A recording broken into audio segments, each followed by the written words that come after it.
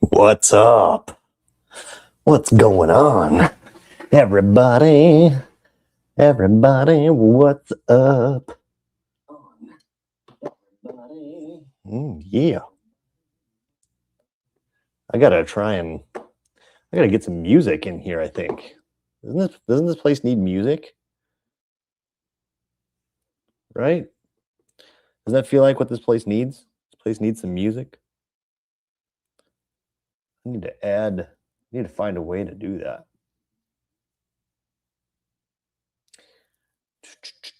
How's it going? Zona, what's up, dude? How you doing?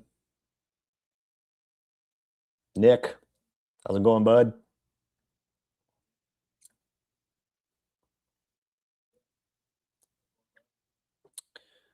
All right. Did you guys like that thumbnail? Isn't that cool?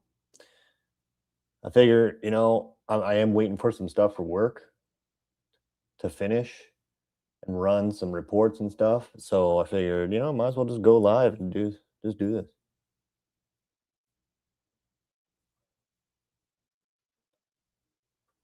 Now I need to find a way to get I need to find a way to get audio in here. You know what I mean? Like this needs background music.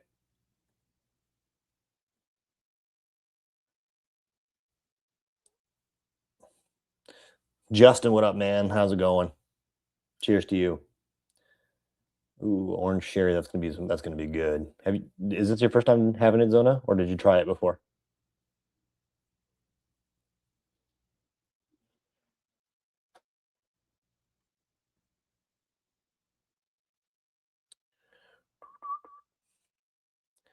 Now, there's got to be a way for me to get. Ooh. Can't wait for you to try this. Can't wait. Ooh, just killed the Green River pick. Those have been really good. Just got 2 Weller full proofs for $86 well in El Paso. Pretty exciting considering the Weller state in the U.S. Nice. Nice. Pretty good price, too. Pretty good price. Anything under $100, we're rocking and rolling. Especially if it's just sitting on the shelf. That's great.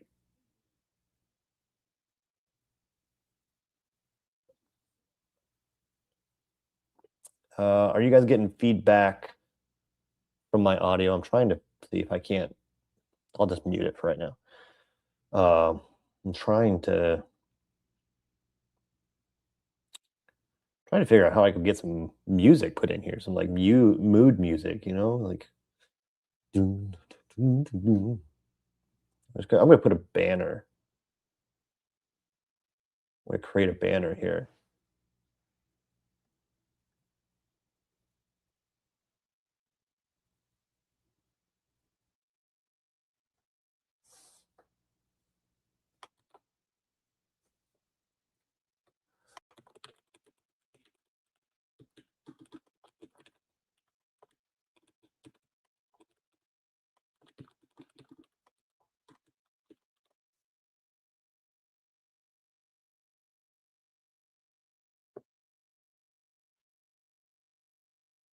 There we go.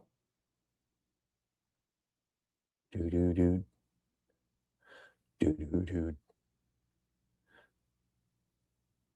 All right, cool. Cool.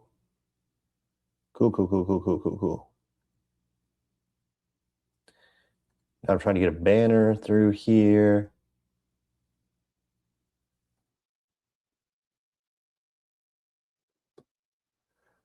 Yeah, there we go.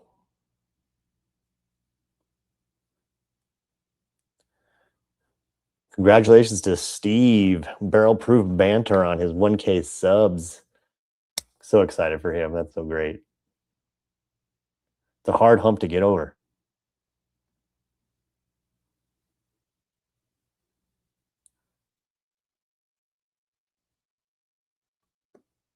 If you guys aren't already subscribed to him, please do.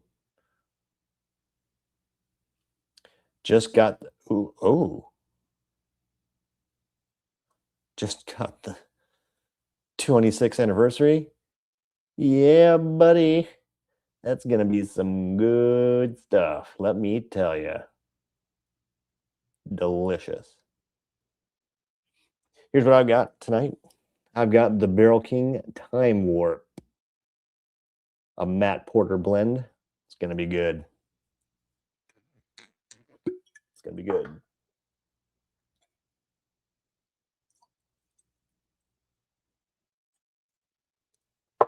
Do. Now, if I could only just figure out how to get some freaking music in here, like.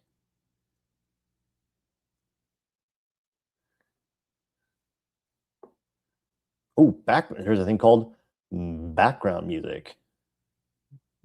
Okay.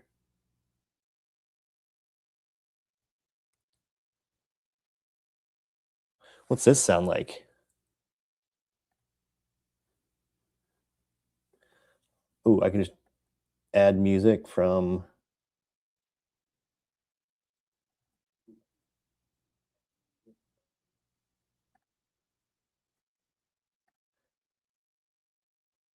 Oh, nice. Okay. Okay. I can do this, and then I can download. I can download this music, and then I can upload this music.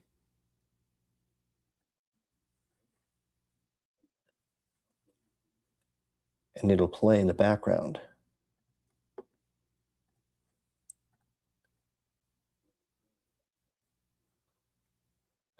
Come on. Oh, it's processing, of course. Of course.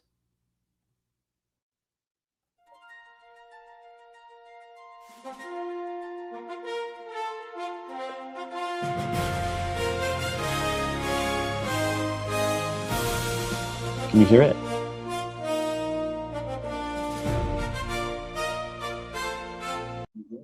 Okay. I'll turn it off now.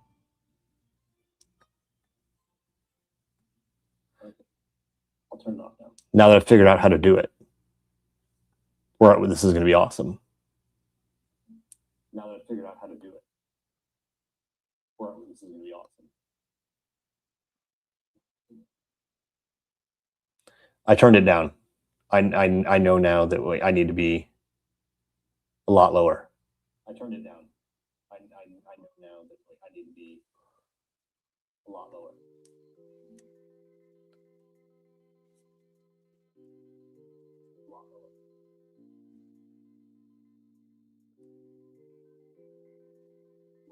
There we go. See? I got it. There you go. See? I got it. I am so good. I got it. There you go. I'm good now. Oh, what's up? All right, let's go back and check all the comments and stuff, because I'm sure I missed a whole bunch of people. All right. Riz, what's up? Queasy, what up, buddy? Bourbon Whiskey, Kentucky Bourbon Whiskey, what up? Steve, I don't know if I said hi. What up? Proof Chaser, what up, dude?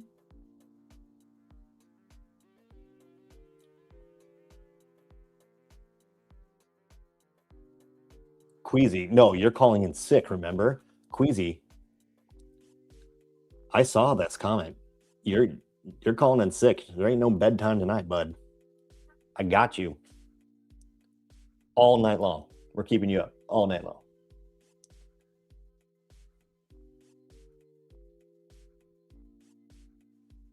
All right, I got Time Warp here.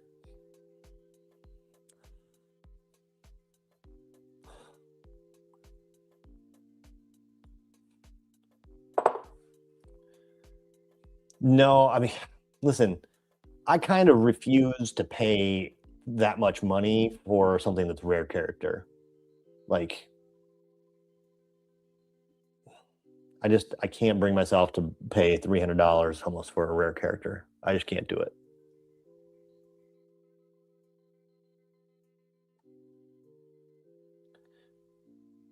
Seal Box 15 Batch 4.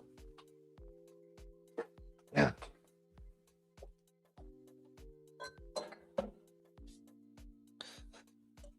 Look at that guy. Let's see what batch I got here. Oh, look at batch 4. I got the same one.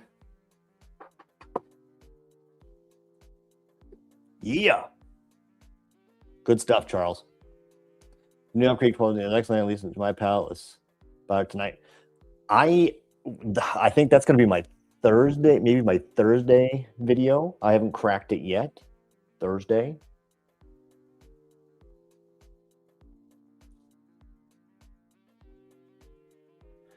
Dude, Knob 21 is good stuff. Even at 100 proof. Even at 100 proof, that's good stuff. My God. Isn't that orange sherry? Isn't that something different? That is so good. So good. My back? What do you mean my back? I've always been here. Queasy. What up? I've always been here. Castrate. You know what? I mean, it was literally just released like a week or two ago at the distillery. So I can't imagine it's going to get out to the rest of the nation for a while. F5, F5, F5, F5, F5, F5. Refresh. Yeah, Knob Creek 21 at 100 proof is really freaking good. It can get a little oaky, but it's really freaking good. Really good. 12, it's Iowa. Justin, it will hit Iowa. It's going to be very, very limited, and you know exactly what's going to happen to it. It's going to be $120, $125. So dumb.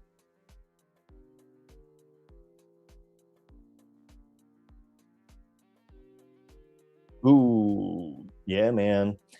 26A is really, really good. Queasy, I'm trying to get someone to mule me one of those legacy series Circle Cities from Riverton Party Store. I'm trying to find if someone can get me one of those bottles, man. I want to try that. Minnesota and Ohio already. Oh, that's great. I got mine straight from the distillery. Someone brought it up. So they muled it for me. So that was really good. That was really cool. Appreciate that.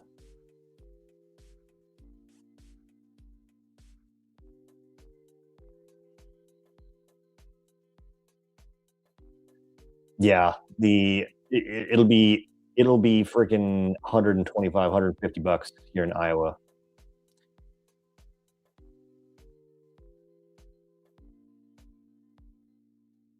Alan, I'm telling you, man, you're not going to be disappointed in my opinion. Like it's really freaking good. There's a lot of dynamic flavors going on there, a lot of unique flavors. It's just really good. Really, really good. What up, Alpha? How you doing, man? Nice to see you here. Did you try? Yes, I did try the 2026 Star Hill Farm. 2025 is way better. Way better. Its hands. I mean, the thing, it's not like they did it intentionally. They tried to do something different. I mean, this was 7, 8 years ago that they did this. So it's not like they're like, oh, it's different. And it didn't hit the same as 2025 did. It's still good. It's just 2025 is way better than 2026. Greetings, fellow Eastern Iowan. Love your content. Lance, appreciate it. Appreciate it. Hopefully you're a Hawkeye. I think you are. If you're not, I'll still let you be here. Did you see my recent video? Did you see my Cedar Ridge? Did you guys like my calling out the Cyclones and that? Go Hawks. Oh, of course, Queasy. Dude, you're getting that may cover diapers for the first month, maybe, maybe not. I don't know, but you're it's gonna be wild. You are in for a wild ride, buddy. I'm excited for you, but it's you're in for a ride. I go to Europe next month. I'm gonna grab some goodies from the G on the way home. Dude, if you're going through where they've got the 1792 15, I need one of those bad, and I'm not paying. I'm not gonna pay secondary for it. Like I'm just not. It'll come out eventually.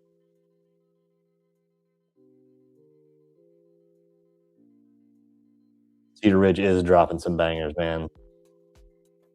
I mean, the honey bourbon wasn't my favorite thing that I've ever had, but mm, it's fine. It's just, I'm so used to cast strength stuff like bees knees and uh, it just wasn't what I was expecting. Point out the Brothers cigar I found it was also great. Also excited for my Cedar Ridge Anniversary bomb. Absolutely, the cigar blend is going to be amazing. If or is amazing, and you're welcome for that. And I know you're likely to enjoy that anniversary blend. It's going to be really really good. Yep.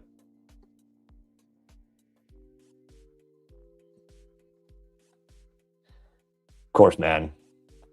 I'm super excited for you, man. I'm super excited for that baby.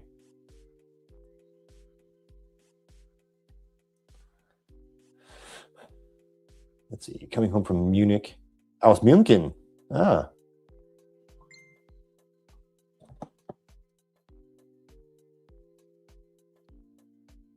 I got people sending me messages.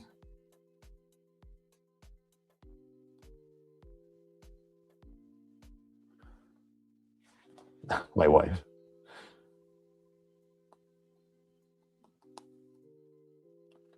Let's see here. Picked up a refresh 10 batch 5 was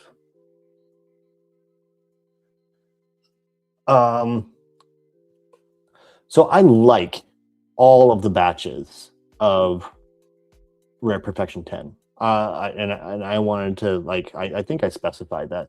It's not that it's not good. It's that my point about all of that was based off of having, whatever batch, tell me how batch 1 tastes.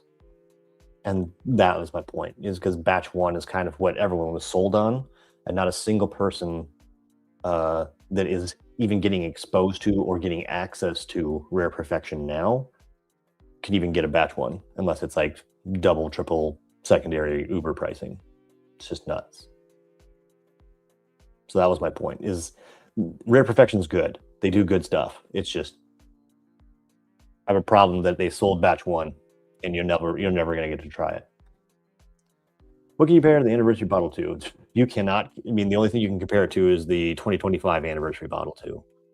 And even then, with the addition of the orange sherry Jimenez that's in the 2026, it's another level. Like I think the 26 is definitely better than the 25 anniversary, in my opinion.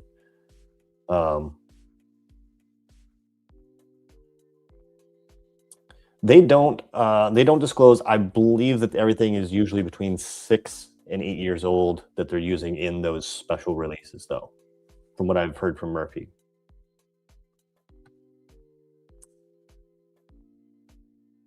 Yes, great, go Hawks. Make sure you check out my Cedar Ridge video if you didn't.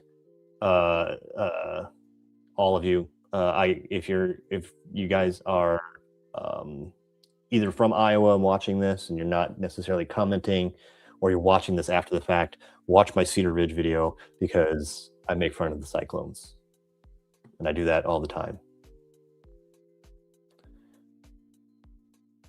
Yes, I do. I actually, funny that you say that. Um, I actually got my very first Blantons ever from a fairway. Random. Just, I visited every liquor store and stuff, but this was a while ago. But my very first Blantons I ever got was from fairway.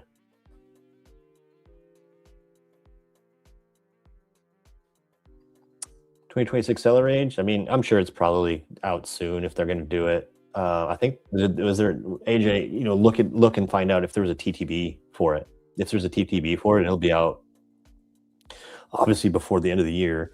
Obviously, they're going to try and probably get it in for Christmas time. I haven't gotten to have any of the Cowboy bourbons, to be honest with you. It's not widely distributed here in Iowa, and everything that is Garrison Brothers that is here in Iowa is $100, and I just, no thanks.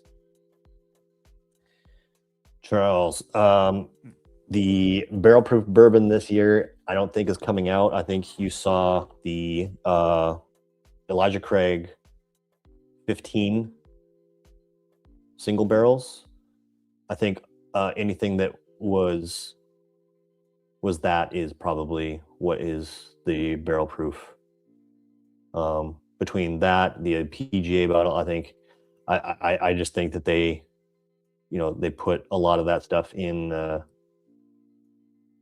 some of those things, and I think they're gearing up to be able to put barrel proof back on the map with a super high age statement. I think you're going to see potentially like 15-year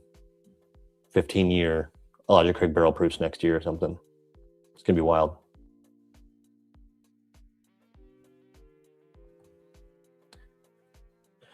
I'm tempted to call a dessert rye and it's Canadian lot 40 100% rye, 96 proof, but delicious. Nice. I'm trying I'm trying to get into as many of those Silver Springs sweet ryes, man. Those are really good. And someone say rye. Yeah. Birdie, what's your favorite rye? Since you're a rye girl, what's your favorite rye? Tell me about it. Wonder if I've got it.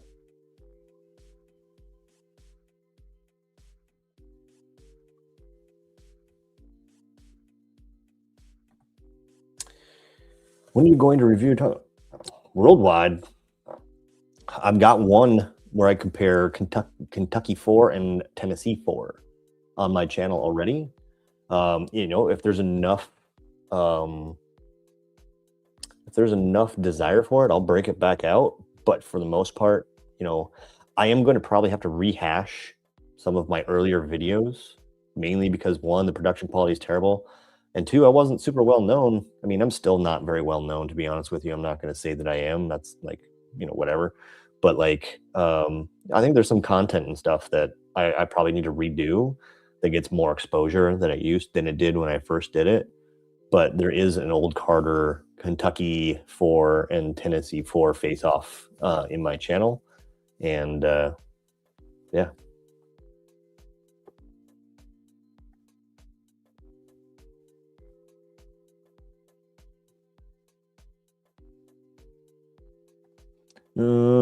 Sailor is supposed to be out September 9th from the event.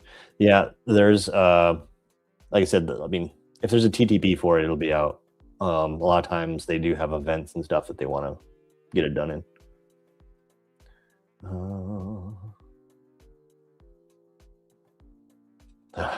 I know that your favorite ride is Black Band. Dan, how are you doing with the kid being gone? Is it just like, do you feel relief, or how do you actually feel about your kid being gone now, being an empty nester?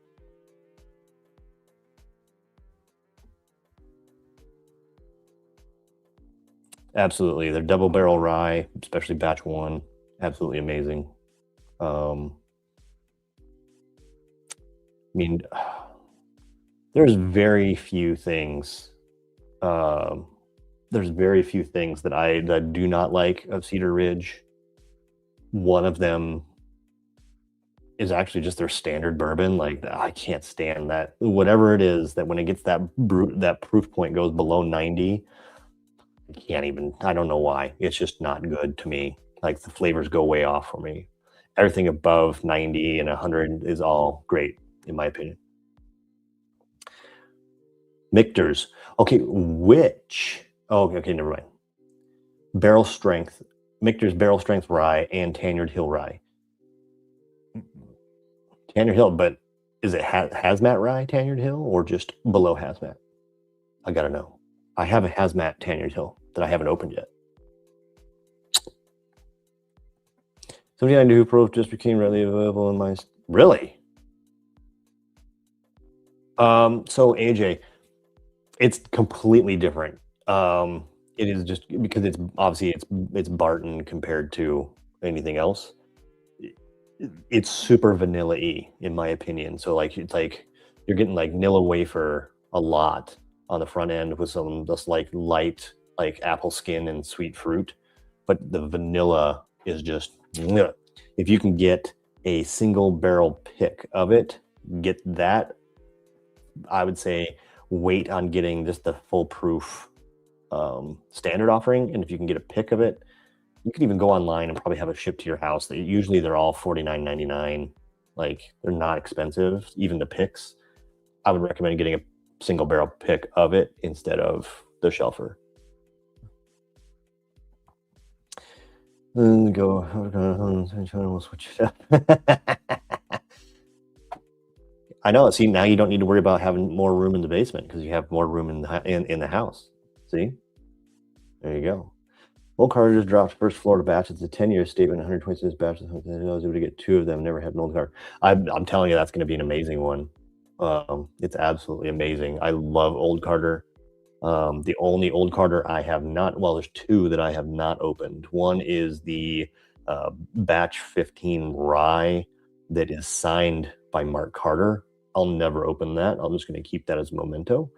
And then the other one that I have is Old Carter batch 18, which is labeled OC18, which is a club exclusive bottle.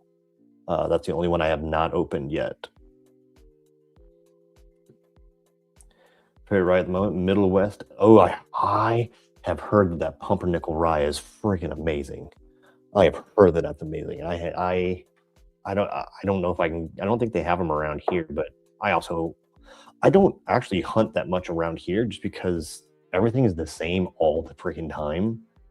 You got to travel in order to kind of really experience things. Dan Turry, who's in chat here, he knows where all the stuff is, and I don't think I've seen pumpernickel rye around here in Iowa.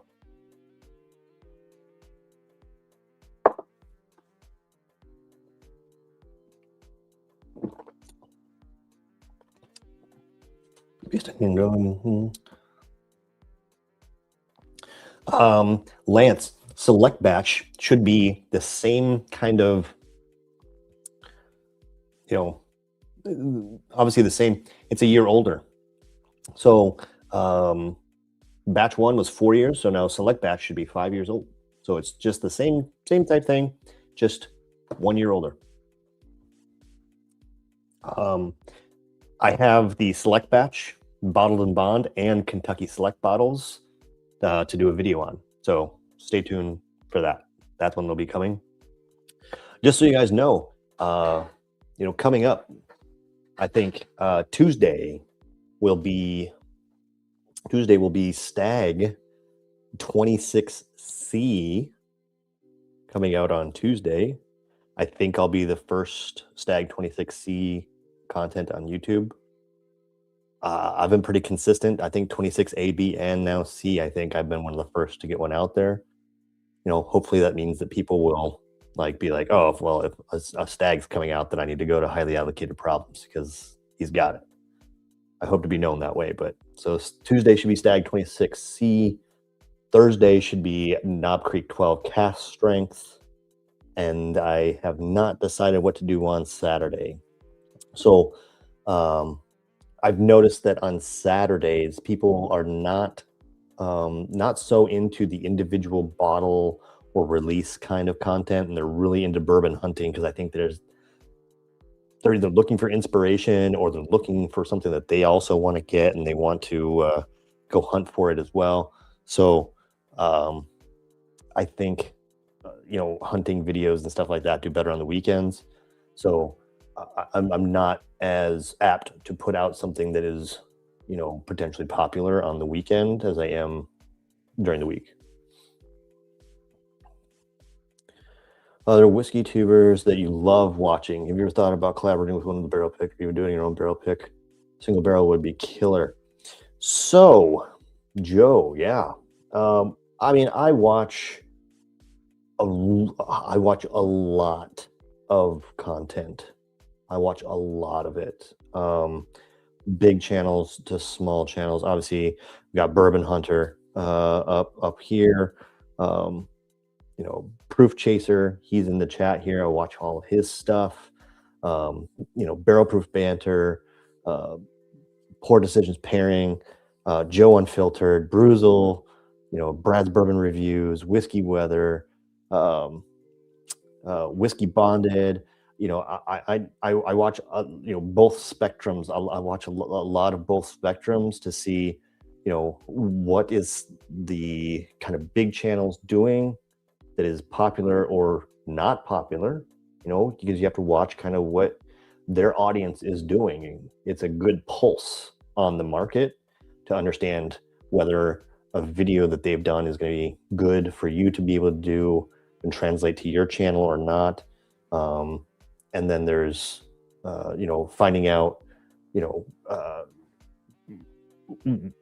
with the smaller channels, it's really important to me as far as that, we're not duplicating each other's content, and then we're not like stomping each other, because like that could be leeching views from each other. So I that's really where I'm looking, and it's not a competition, because I can't really compete with those channels that have 30, 40, 50,000, like Bonding Over Bourbon. I did a distillery video and I was talking with Chris and I was just like, I'm not cut out for this, because like it was terrible and I don't know how you do it. And he just laughed. But like, they do their thing, but I'm never going to be able to compete with the big channels at their own game, because they just have such a following. But that's because they've been doing it for years. Like, I'm so new in the whiskey tube verse, like I just need to stay in my lane and keep doing what I'm doing, and eventually I'll become a household name like that. And they can kind of, I don't want to say phone it in, but they can kind of just put content out there and it's going to get watched. And I don't have that. I have to really try and attract my viewers, but at the same time, I have to make sure that I'm courteous to the smaller channels that are like me, that are my friends and stuff, that we're not competing against each other, because we could be stealing views, and I don't want to do that either.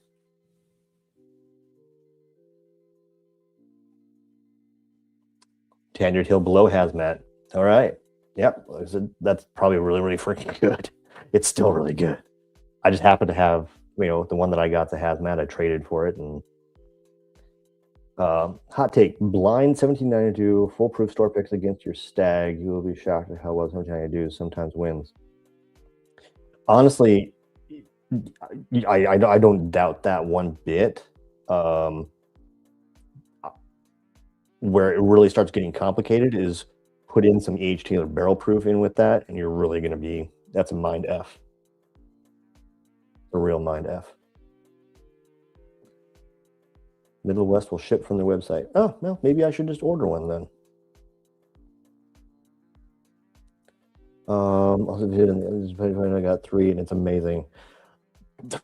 That PG, if you guys are not getting that PGA bottle, I'm telling you, like, that's one that I'm going to be buying and buying a bunch of backups for and just hoarding it. There is something, they did something different, or it's good to know that, Barrel House's N and S are terrific distillate. Like, wow, that is really good stuff. And it's cheap. Good God. Oh yeah. Guys, you should totally go subscribe. Dan, make sure you put your channel in here. Dan he's the basement blender, and he does some of the craziest, awesomest blends of some things that are like, really good stuff with some really crappy stuff to see if they can make something that's good. Like two crappy things making a good thing, like a lot of craft stuff coming together and making this unique blend. Totally go and check out his content, subscribe. He does the thing I love about Dan's is that it's absolutely raw, and it's just you get what you get, and he does it and he gets out. He's in, he does his thing, gets out. Like I love the concept that he does for that. What up, big dubs?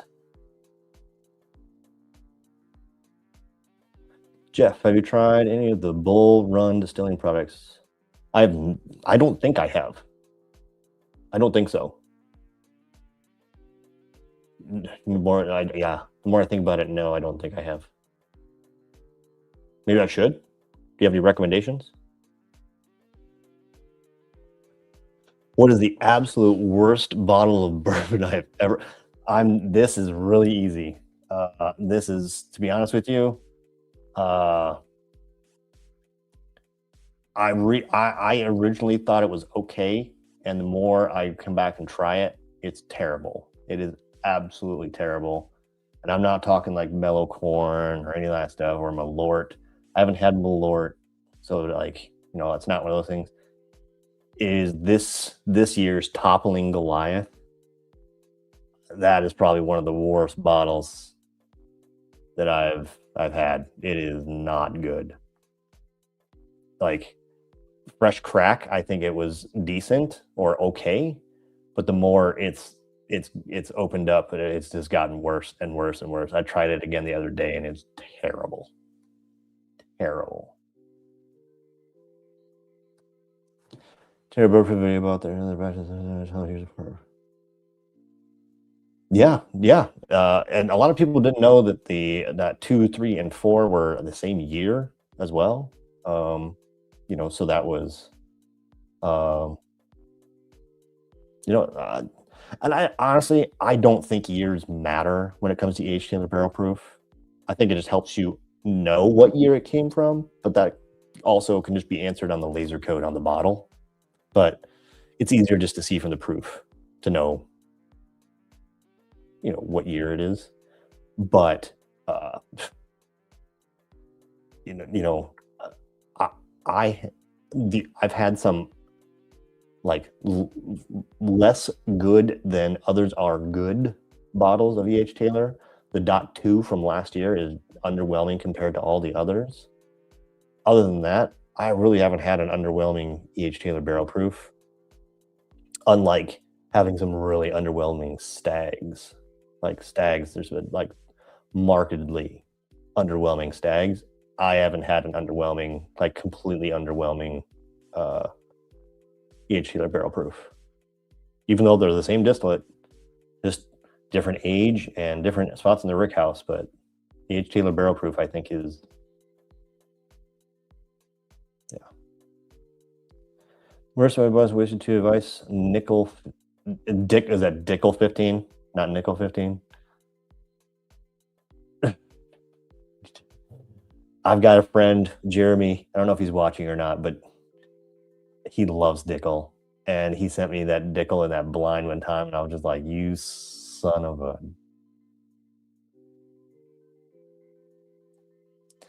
But I liked when I first ordered, it was 1924 this year, but yesterday I went back to it and it was not my jam. It was flat. You know what?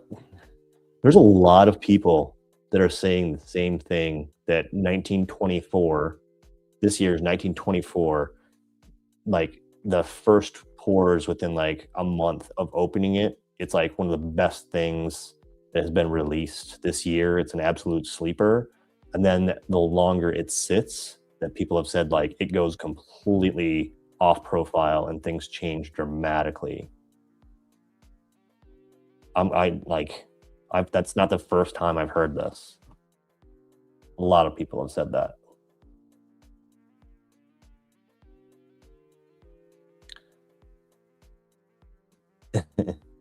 Did you link your channel here, Dan? Make sure you link your channel. If it mods you out or something, I'll put it in here. You know what? I'll just go get it. Don't worry about it. I'll go find it. Just gotta go find my subscriptions real quick. I don't have everybody bookmarked, so I have to go and find it just like the rest of us here.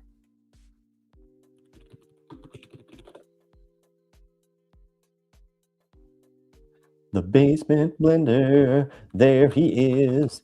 Now I'm going to put it in here.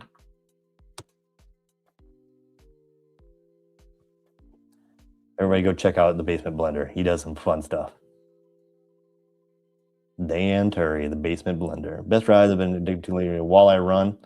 Walleye Run's good, really good. I've actually got a multiple walleye runs that, you know, I don't know that Walleye Run would do as good. I mean, Dragon's Milk does okay on YouTube, and you know, it's unfortunate that like you have to take that into consideration. But like, you know, if you want your channel to grow, like you're always looking for that thing that will help it, like take it up the ladder one rung or take the next step on that long staircase up to, you know, popularity. And you have to take into consideration if you want growth. Like there's some people that don't care, but if I want to grow this channel to a point where, you know, it can be something really, really, I mean, I think it is awesome in my opinion. And you guys being here probably think it's a little cool at least. So I appreciate you. But if I want to get like way up there and, you know, to be 30, 40, 50,000 subscribers, like you kind of have to play the game. And, you know, maybe some of the stuff I could save for weekend content, you know, like I got Walleye Run. I got a bunch of stuff that just won't do well during the week. We call that the growth period during the week. But yeah. Elijah Craig, toasted barrel. I heard that the toasted barrel picks though are what you want to get, not the shelfer. I recommend for someone new to ride besides Silver Springs, which I love. Yeah. Okay. So you should get a Michter's rye. You should get one of those. That's definitely one you want to get into. I wouldn't get into anything barrel proof right away. I wouldn't get into that. That's going to mess with you. Let's see. Rye. The new 1792 rye is freaking amazing. If you can get that, get that. That is crazy good. Dang, that's really good. Let's see. What are other good ryes? It's been a minute since I've gotten into the basic stuff.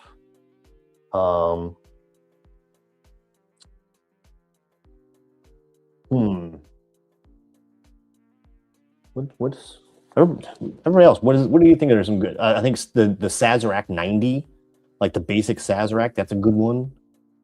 Maybe start there. But I think the Sazerac 90, the 1792 new rye is really great.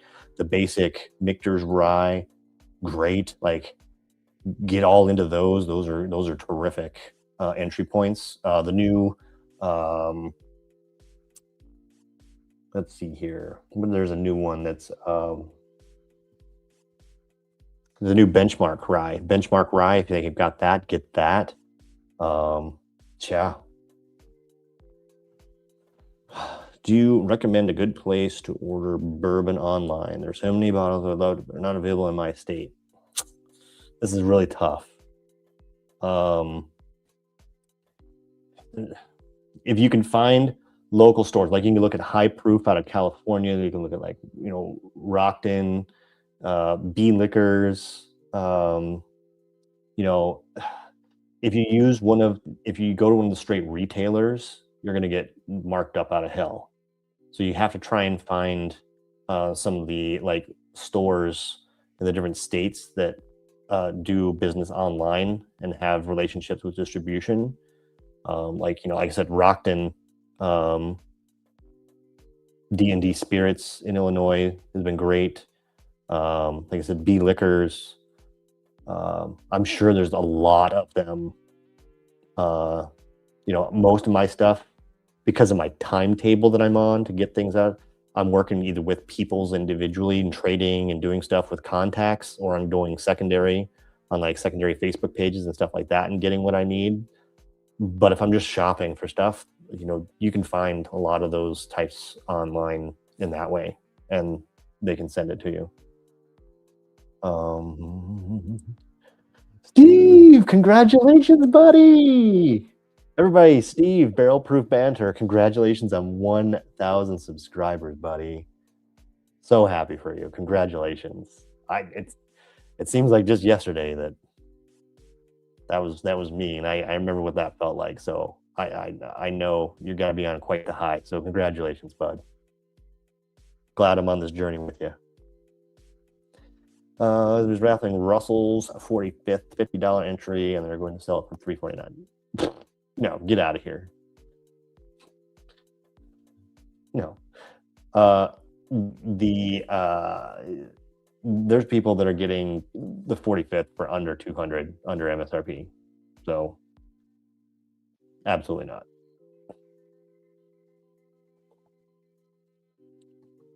Of course. Got you, Steve. Got you, Steve. I'm seeing lots of buzz about Silk Velvet. Yes, Silk Velvet is great. I have the 107 proof Silk Velvet. I have a 134 proof Silk Velvet. It was single barrel coming, and then I know that there is a channel that I don't, like I said, I don't want to release their business or anything early. There's a channel that is very popular that has a Silk Velvet that's going to be coming out pretty soon as well. So, yeah, the more that comes out and gets announced and stuff like that, I will likely say something about it, but I want to let them do their own business. What the frick is this? Oh, God. Oh, no.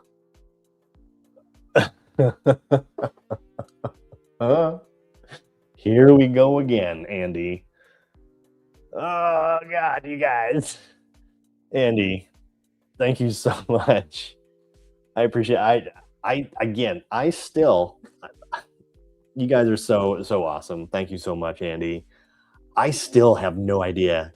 Like, I have not gone through and figured out how that works and what's like. I don't know where to enable, disable, or any of that stuff. So I really appreciate it, Andy. Thank you so much. Is this a new fund for something? Are we starting? We already did American single malt, so we can't do that. Is this a new fund for something? What's this one going to be for? Since you started the chain, you can start a whole new thing. So you can decide if we're going to try and do something, then what's it going to be for? Thank you again, Andy. Oh, yeah, again. So SAS 90 old overhaul. Yeah, I'm sure that's good. That's good. Oh, Jack Daniel's single barrel proof rye, man, those are so good. Oh yeah, Andy, great point. Jack Daniel's bonded rye. Yeah.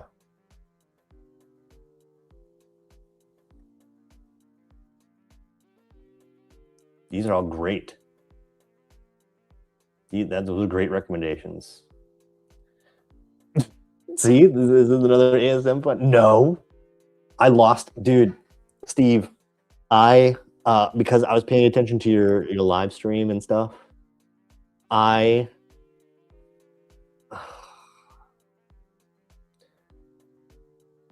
missed out on bidding the Cedar Ridge unnamed cigar ASM on Unicorn. They had one on there when I was bidding on it. I was very disappointed, but it was for a good reason, celebrating your 1K. So I don't mind, but it was just like, oh God. American single pot still, Dan? You guys, Jesus Christ. Oh.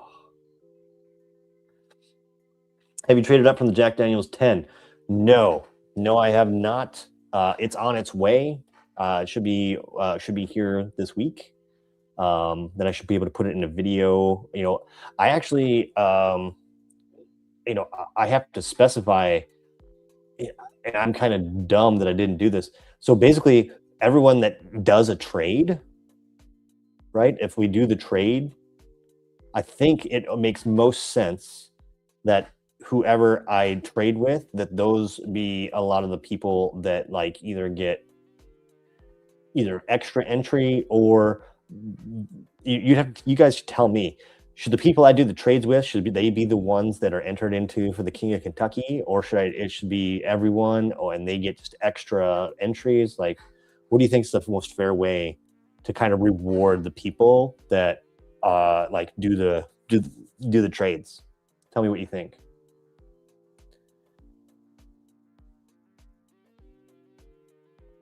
Blue Note. See, I've seen some people say that it was like last year's was terrible, this year's is amazing, and I didn't have access to it and I didn't buy it, so but maybe I dodged one.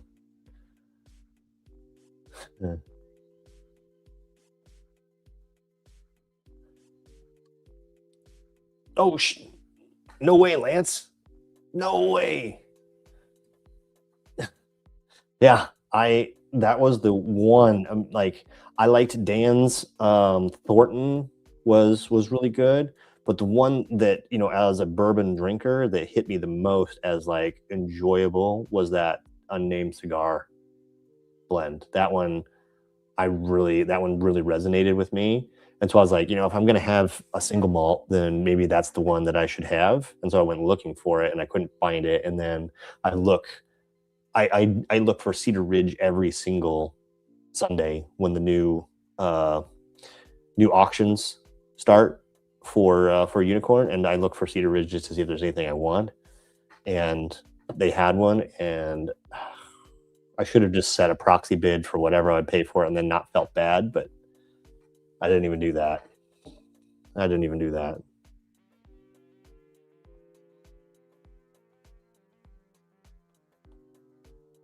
My wife's messaging me. Oh, man. So what's everybody drinking? Tell me what you're drinking. Again, this is the new Barrel King Time Warp, a blend by Matt Porter. This is 117.6 proof. It is really, really good. It is really, really good.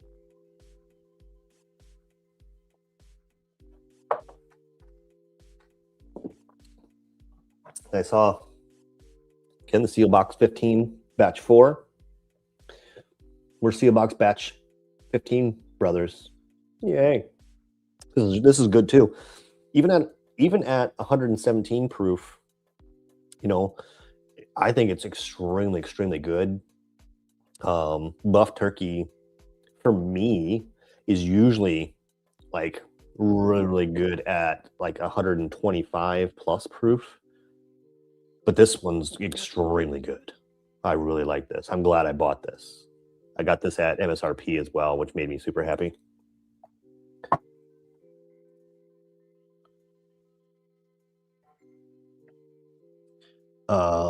Let's see here. How is it? Review it, please.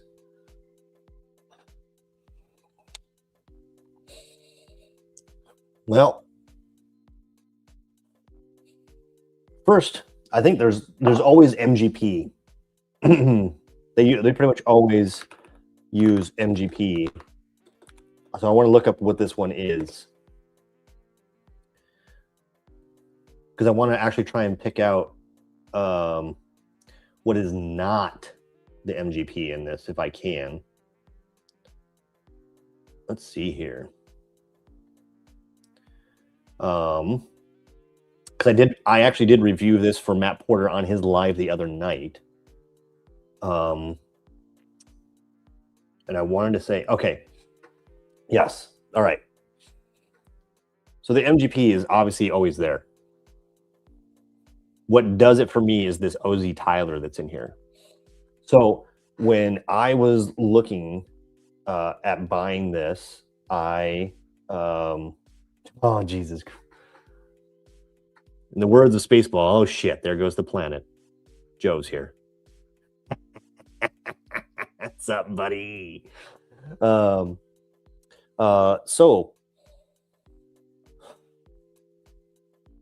really, there's really bright red fruit on this. It's like it's almost like like there's this Brock's cherry candy. It was like a hard candy that had bubble gum in it when I was a kid. There were circular hard candies with bubble gum in the middle, and they were like red cherry. It is like that on the nose with that vanilla that you get from like the Green River, that spicy vanilla pear you kind of get from, is what I call it on or how it translates to me, that is all kind of like Green River, OZ Tyler, all that kind of distillate is what I get.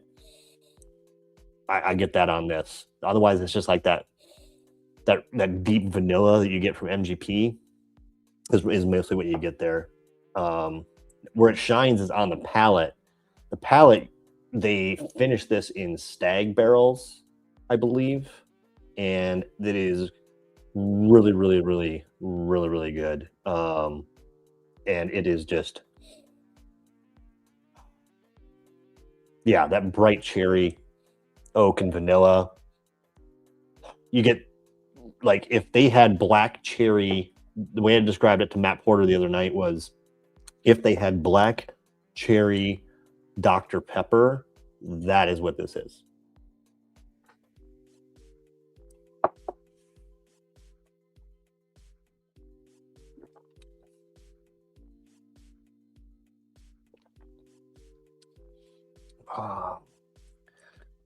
Yes. Because you saw all of those, I was able to go in and pick it up at Cantina. It was behind all of the other things. There was only one, and it was behind all of them.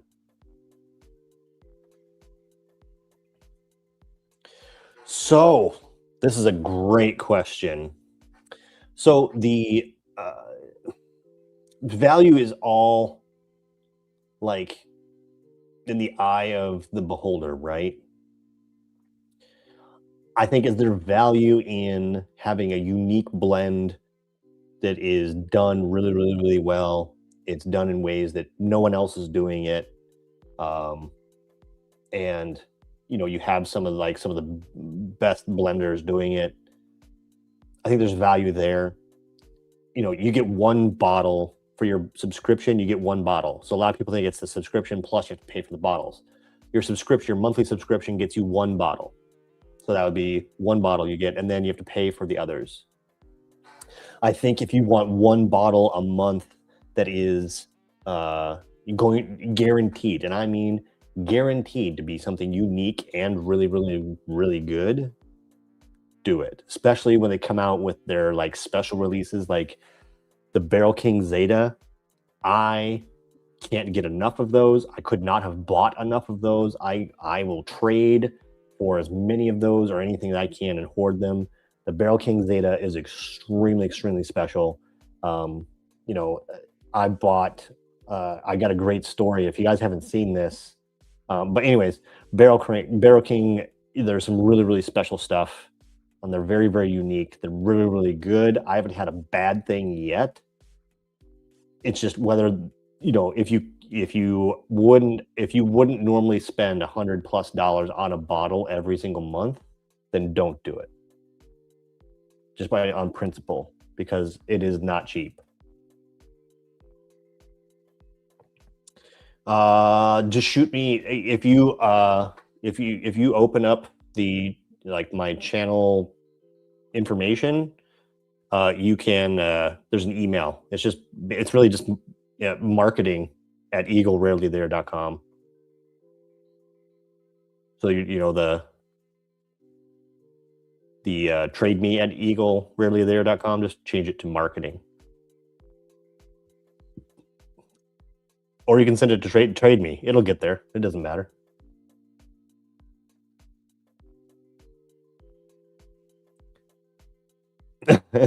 Joe, Joe.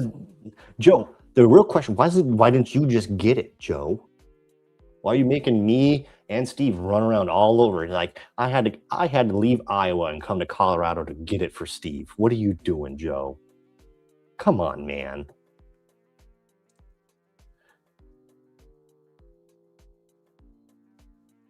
Abracabubble. Is that what it's called? Is that what it was called? Abracabubble? I don't remember what it was called. I just know that they came in the individual wrapped things and they were freaking amazing. I loved those things. If those still exist, someone give me a link.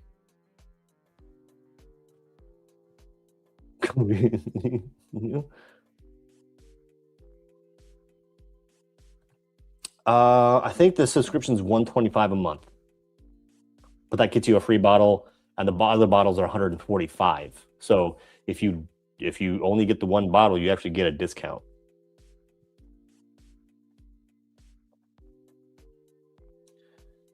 So Alan, watch Matt Porter. Matt Porter goes over all of the releases and he tries them, gives you tasting notes and everything in advance, and you'll be able to get an understanding of what they are. You know, you really have to watch their content. You know, because when they were talking about it, all they could talk about was how special, and they don't typically do that for all of their releases. You know, they talk about, you know, what's good about each release and everything, but they kept on hitting home about how special and like it's one of the best things. And when they say that, the people that are on the front lines and that they're trying it and they're building these blends and everything all the time, and if they are prompted to say this is one of the best things that they've made, you got to believe them. And so, you know, that's like if Murphy Quint was to come out and tell me like in advance, like this is one of the best bourbons, you know, that we were ever going to release, you better believe I'm like sign me up for palate. Like you got to trust the people that know the best, and if they say it, like they're not going to be joking. And it was, the Zeta was a double platinum, and it goes for a lot of money, like 200, I think it's like $250+ on secondary.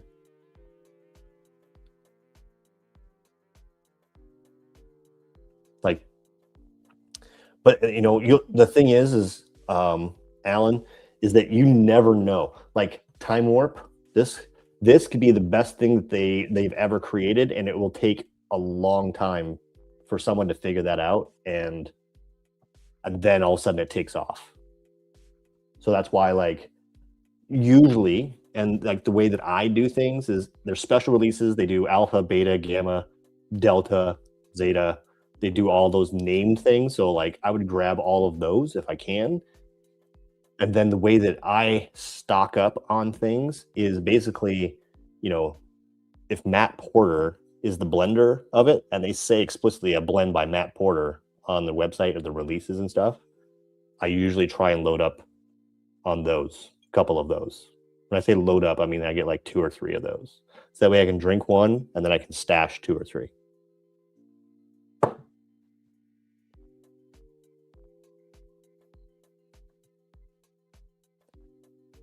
Jesus, Michter's 10 rye.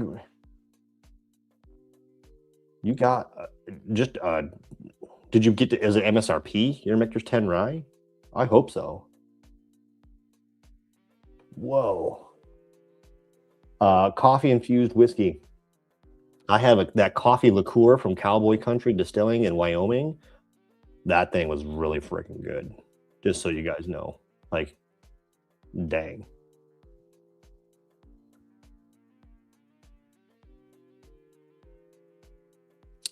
Yeah.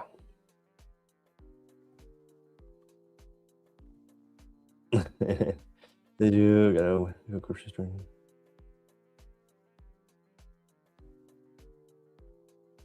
Optimus. Yes. Optimus is another buff turkey that I've never had. That's a 15-year buff turkey. Everyone says it's really, really good. I believe them that it's really, really good. I've never gotten one. What up, Tony? How you doing, buddy?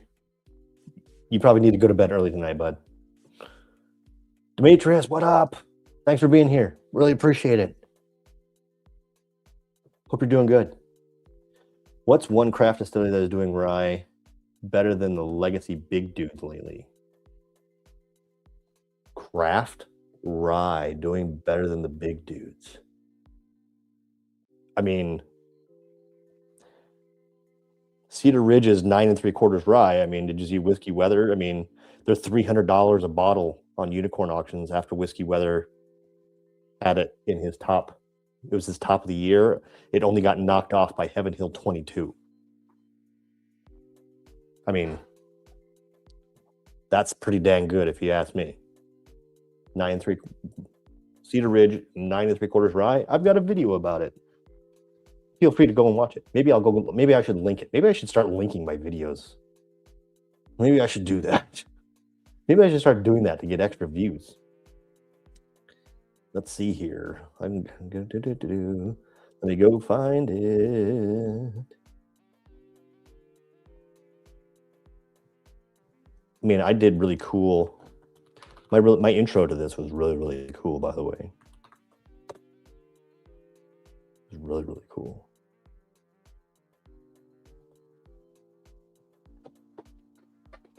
Queasy, are you on the Queasy? Are you in the camp with Joe about E.H. Taylor barrel proof being the jam versus Stag, or do you just like them all? I just Broad Branch. I haven't had or don't have Broad Branch, so like I'm gonna take Joe's opinion on this for sure. Like if he says that's one, that's. Hey, listen. By girl math, you technically didn't spend that money. I'm just gonna say, and I'm a huge fan of girl math because I used it against my wife all the time to justify some of my purchases. So it 100% works. Technically, you got you got it $100 off.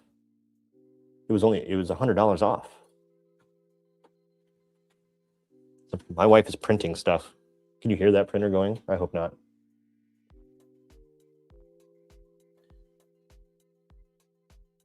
Completes with GTS. See, now that the thing is, I just got so queasy. I was in Colorado. I was in Fort Collins.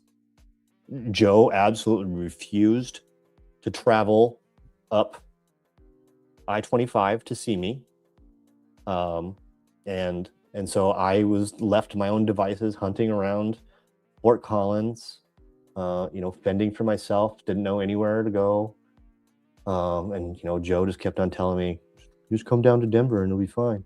And so I found a 2023 E.H. Taylor barrel proof, 131.1. I think it's 131.1 or 131.5 barrel proof. And I'm excited to try that and put it up against some other stuff. I'm really excited for that one.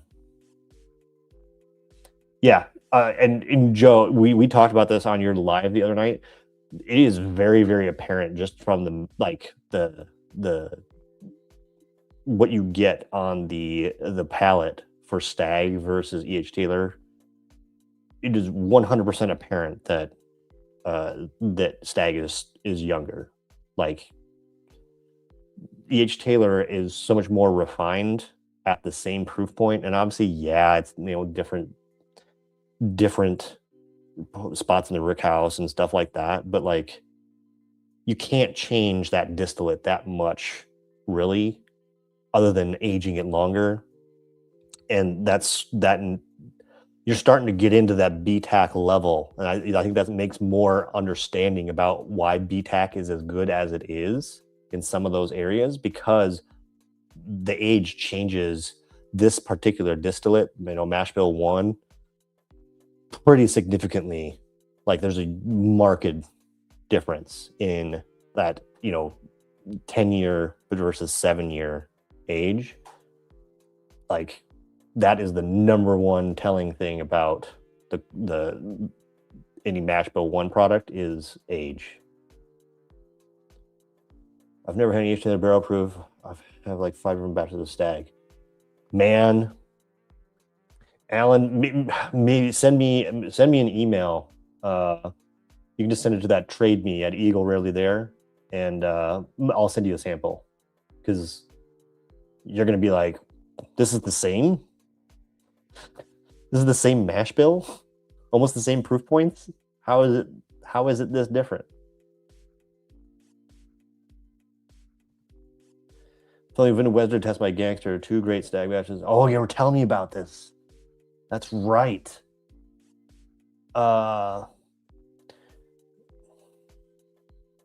Is it gonna be double blind, where you don't know what's being poured?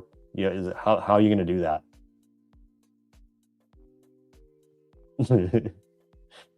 I love you, Joe. I hope you know that. I just love giving you so much crap. Her master justified buying bourbon. Mr. Green, say great idea. See, I wish I can get my wife to want to buy bourbon. Instead, she's wondering, she sees UPS show up and she looks at me. And like, sorry.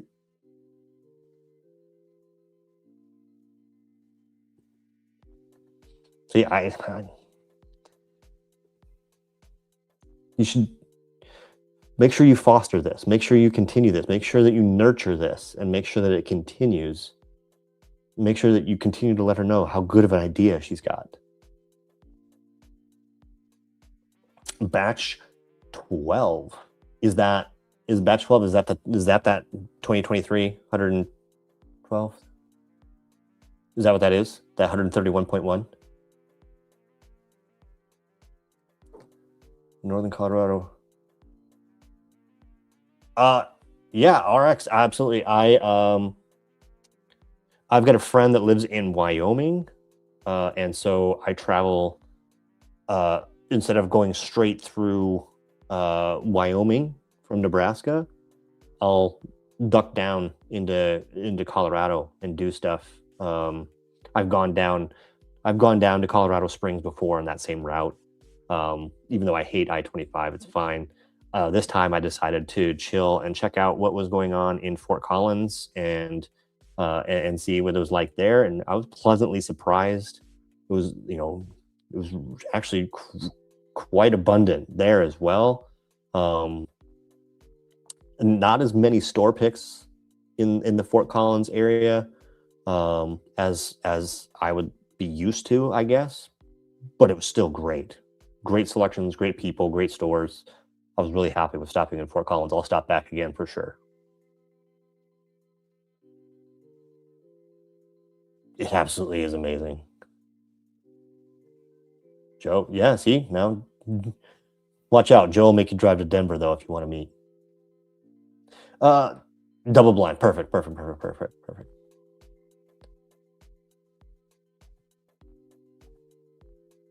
Nice. So many people from Colorado here. Awesome. Now Joe's taking over my stream and everyone's talking to Joe. It's great. Thanks, Joe. Appreciate it, buddy. Thanks, buddy. Love you. Thanks, man. I'm just kidding. You guys talk amongst yourself. I don't care. I'll still be here. Feel like the very light toasty H. Taylor and Stag Juniors. I've seen the using grains and these PTAC offerings. Like very light toasty H. Taylor and Stag Juniors. Do you think that they do a different toast of the barrels for H. Taylor and Stag? Do you think that that's the difference? I don't know that that's the case. I want to say that they all use the same thing, but I mean, maybe it could be, but I want to say that, I think E.H. Taylor, in my opinion, I think E.H. Taylor is middle to lower on the Rickhouse, and it sits for longer. Like Joe said, that it's older, and I think they put the Stag up high and they just try and just bake that thing and see what they can get out of it. Is what it feels like. We hate I-25 too. It only needs like, you know, three or four more lanes in each direction. No big deal. I find myself liking finished bourbon so much more these days compared to regular bourbon. My first go-to is rye. It's crazy how my palate shifted this. You know, it is an ebb and flow. Just like, you know, there's things that like I it's still good, but like what I adored, and I mean adored, the Jack Daniel's Heritage Barrel, toasted Heritage Barrel. I adored that thing. I couldn't get enough of it. I was going through those things like they were water. I mean, obviously they are water, but like, and I don't know if I overdid it or if my palate changed, because like I still like it. It's still really, really good, and I highly recommend it to everyone. But it doesn't hit me like it used to, and you know, this Barrel King stuff is doing really, really good. Barrel proof, a lot of barrel proof stuff. You know, I got some high end, like high proof buff turkeys that are really got my number right now. Really old. You know what? I'm gonna go get another glass, and I'm gonna pour me some of this. Is Tony still here? Tony got to have this last night. I'm gonna go grab another glass, and I'm gonna grab this guy.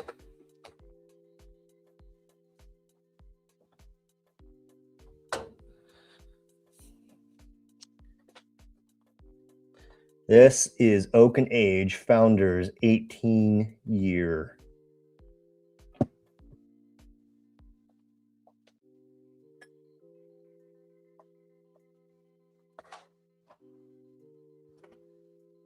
I got these short barrel glasses in the mail the other day from them.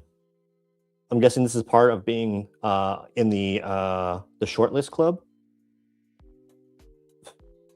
These are cool, but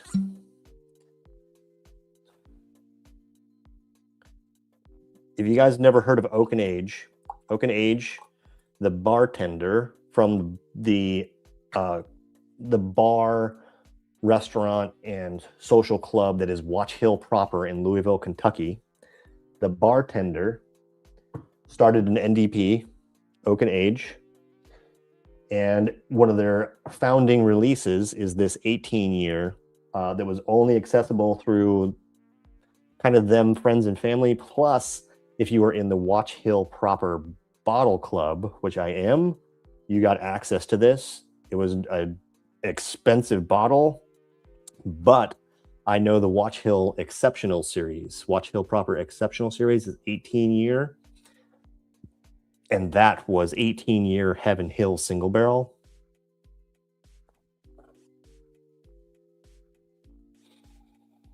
And so is this. This is insanity in a glass. This is so good.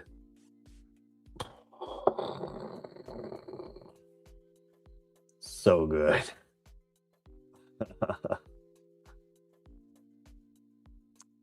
50 viewers, and I have no religion of wine and liquors, no way above turkey, 8% off, 130 Nice. Hey, you know what? If people can get that stuff, send the deals.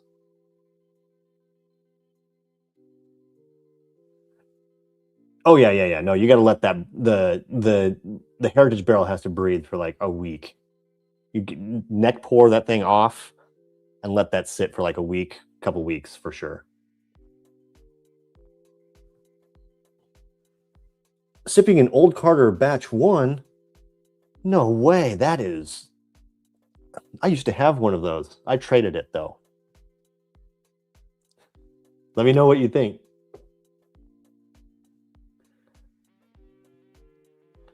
Yeah, so this is... this is insane. 18-year Heaven Hill single barrel 125.8 proof.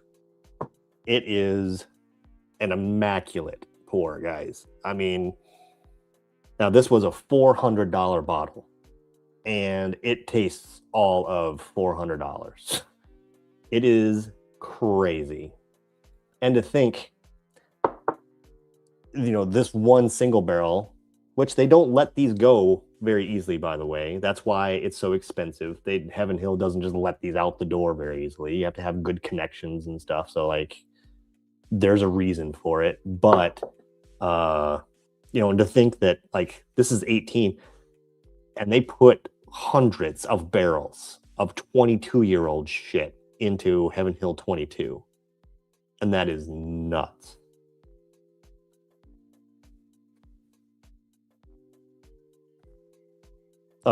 Yeah, yes, it's insane. I mean, if you want to wait, I can send you a sample, Joe. You can tell me. I can send you a sample. Or you know what, Joe? How about this? If you buy it and you don't like it, I'll buy it off of you.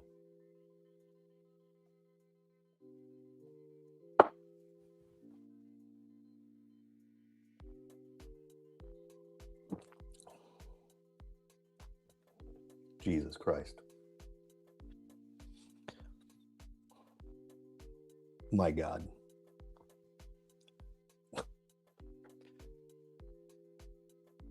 And you can smell like the same kind of Heaven Hill 22 deep. It is just insane. That is really, really good. That is an amazing pour. God. Let me see if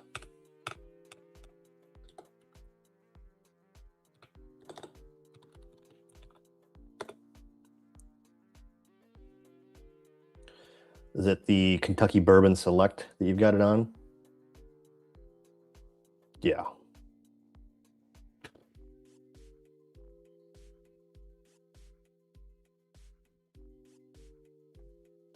That is. Yep. Yeah, that's it. That's the one, Joe. 23/12. Was there another one? I gotta find another one. I tried to Hill for a batch 10. Man, I'm excited. Like I said, it was just on the shelf. I paid $99 for that 131.1 proof in Fort Collins. It was just, they were just like, I was like, oh, your E.H. Taylor barrel proof. I was like, can I see it? And I just pulled it out of the tube, expecting it to be a 120.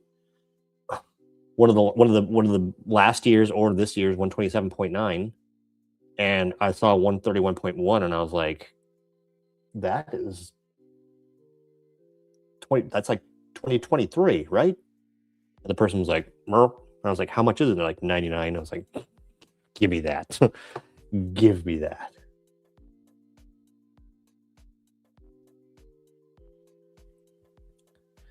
Have you ever had the 13th Colony Symphony? I have the 13th Colony Barrel Symphony waiting for a review. I'm waiting for, or actually, I was waiting for the new barrel strength rye to come out, and it arrived on Friday. So I've got it. Just going to record.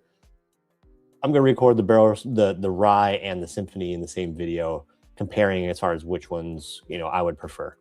Because honestly, like videos, the 13th Colony stuff, unless you're doing pretty much the big double oak, aren't super popular. So I'm just going to try and cram it all into one so that people can get as much information as possible and not have to try and sit through multiple videos.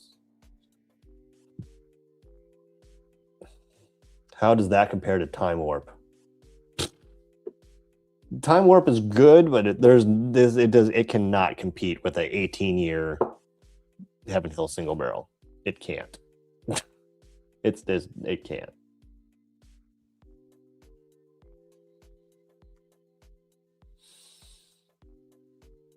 This black this is insane.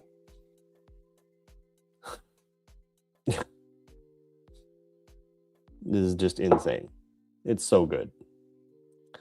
That 13th Colony Symphony is so good. I mean, I've heard it's really good. I just, some people say it's way too hot out the gate, and some people say it's super good. Like, I don't know. Like, I'll form my own opinions, but I'm going to crack them out all in the same one.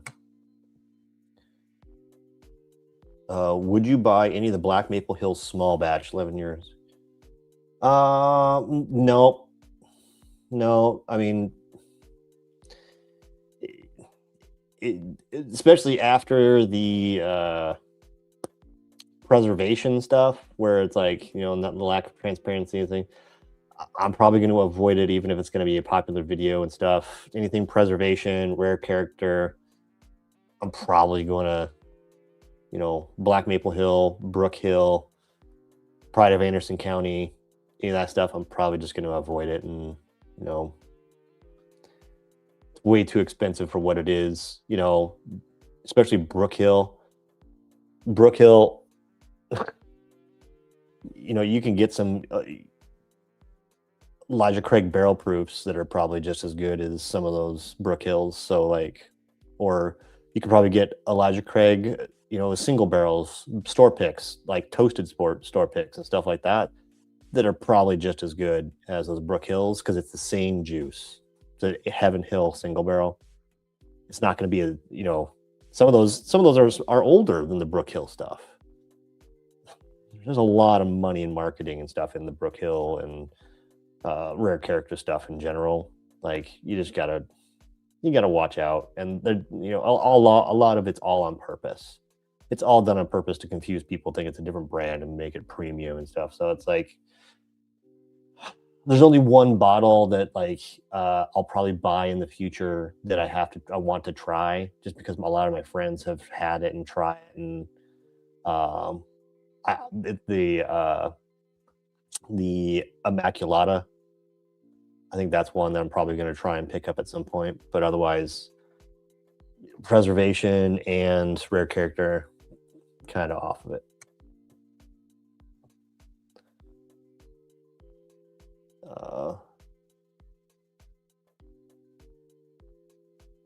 Yeah, no, I have $200 to spend. Exactly. The Commander's Club QV, I have had a sample of that. It is good. It is just not good enough to be the price that it commands, especially the secondary price that's like $350. I would not spend $350 on a Commander Club QV when I could spend $400 on an 18-year Heaven Hill single barrel that crushes it, and it is absolutely freaking amazing.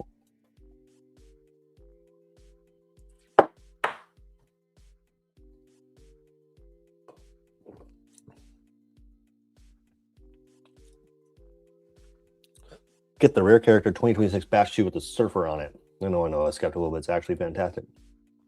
I'm sure it's all fantastic. The problem is, again, transparency means a lot. Like, everything's all these codes and stuff. Like, how much easier it'd be is if you just put what the frick it is. Just put it on the label instead of putting a code about all this other stupid stuff. Unless you've got an NDA that says you can't, just put it on the label. These things are going to die. At some point, that's what's going to happen. Is people are going to start standing up and saying, like, I'm not buying this stuff unless you tell me what it is, what the mash bill is, how old it is. Unless you tell me, I don't care. I'm not buying it. And I'm looking forward to, like, the market taking people to task for that. I'm looking forward to it. Just like preservation in their, the 10-year. Like, all they have to do is say, like, this is batch 3. It's made up of this stuff and this distillate, and so many more people will be like, it's probably still really good, and I'll buy it. That's the only thing that had to change.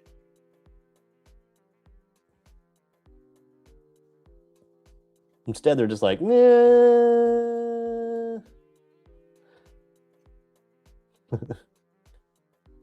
What if we didn't?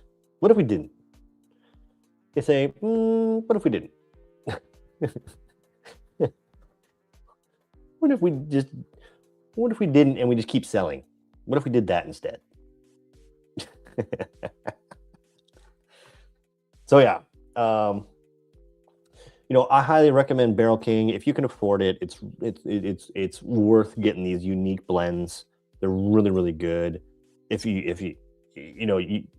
pay the $125 a month, you at least get one unique blend, and a couple of times a year, you're going to be able to get something that is for sure, and I mean for sure, like the Zeta, for sure, an Ascot Double Platinum, and like they do really good stuff. Some of them, like I said, the Matt Porter, the Matt Bunch blends are also really good. Like, you can also, that also goes into, you can get Drum Key Spirit stuff. You can get Ride Symbol. Like, you can get other things that are not necessarily just Barrel King stuff. It could be other creator stuff that you can get through your subscription. So just remember that.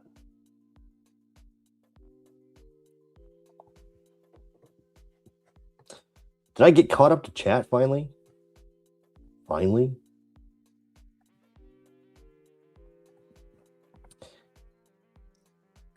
Andy, thanks once again. Thank you so much for that, for your generosity. I really appreciate it. Thank you so much. You didn't have to do that, and I really appreciate it. I also appreciate you trying to kick something off. And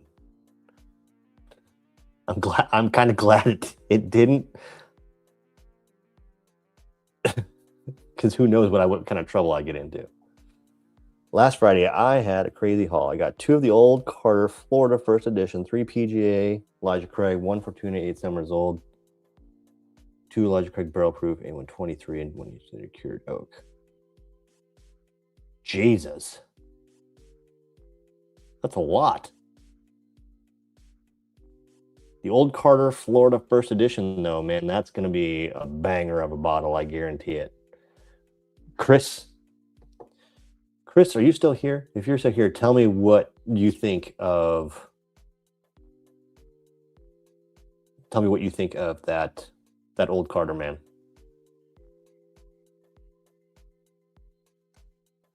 There are no codes in this one. It's not like the old stuff. It does say aged and bottled in Kentucky at 139.8. Yeah, I mean, I think the whole point is like,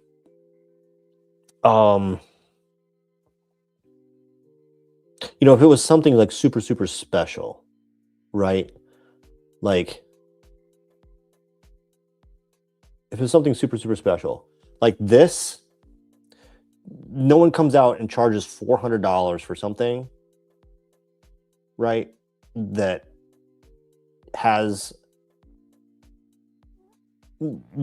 can't be special, right? They're going to get flamed for that, right?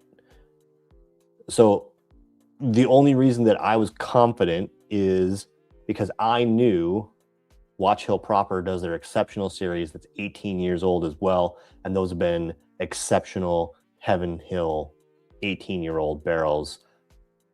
So I knew that this was going to probably be the same thing, and those exceptional series go for like $1,500, $2,000 on Unicorn.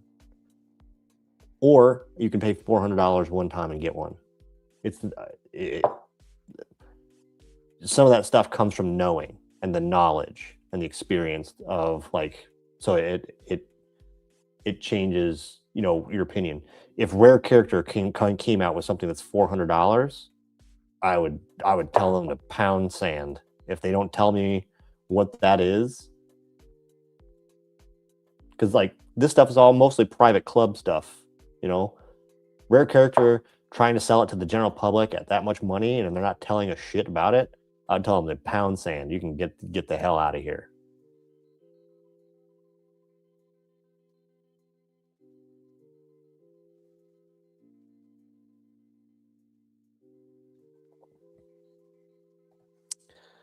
Holy cow. Oh yeah, just under 1,000. Honestly, let's go back and look. Well, we know that the old Carters were probably 500 of that, right? They're usually about $250. You can confirm or not, Alan.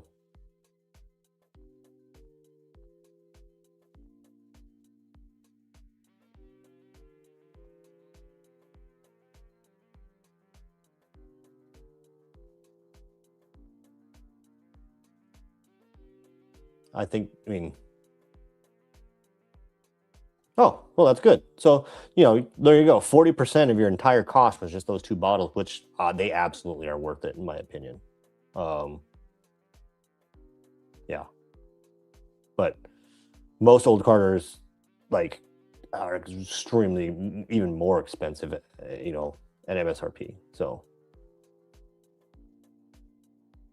my opinion about your bourbon trail to the trail to the trade up to King of Kentucky, the trade along the ones that have the opportunity to win the King of Kentucky. Yeah, I mean I totally think that's a valid. I think that's a valid thing for sure. I just don't know if I want to get everyone's opinion on that. I think it makes sense. I think you're 100%.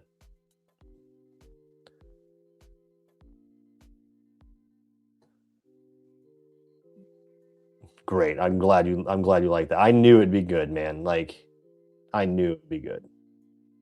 I knew it. Like, I have not had a bad thing from Old Carter. I've not had a bad thing.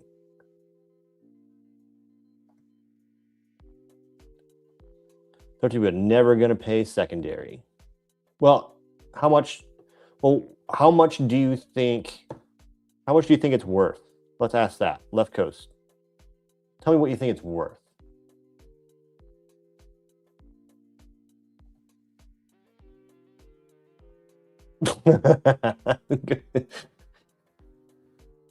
Yeah. I tell people I have to go pound sand. You say you can take your toys and go home. Like, I say stuff like that all the time. Maybe it's just us Midwesterners that do it. I don't know. Maybe. That cured oak at 85. Those things are like $300 on secondary. You can like turn around and get yourself some more Old Carters for that, for sure.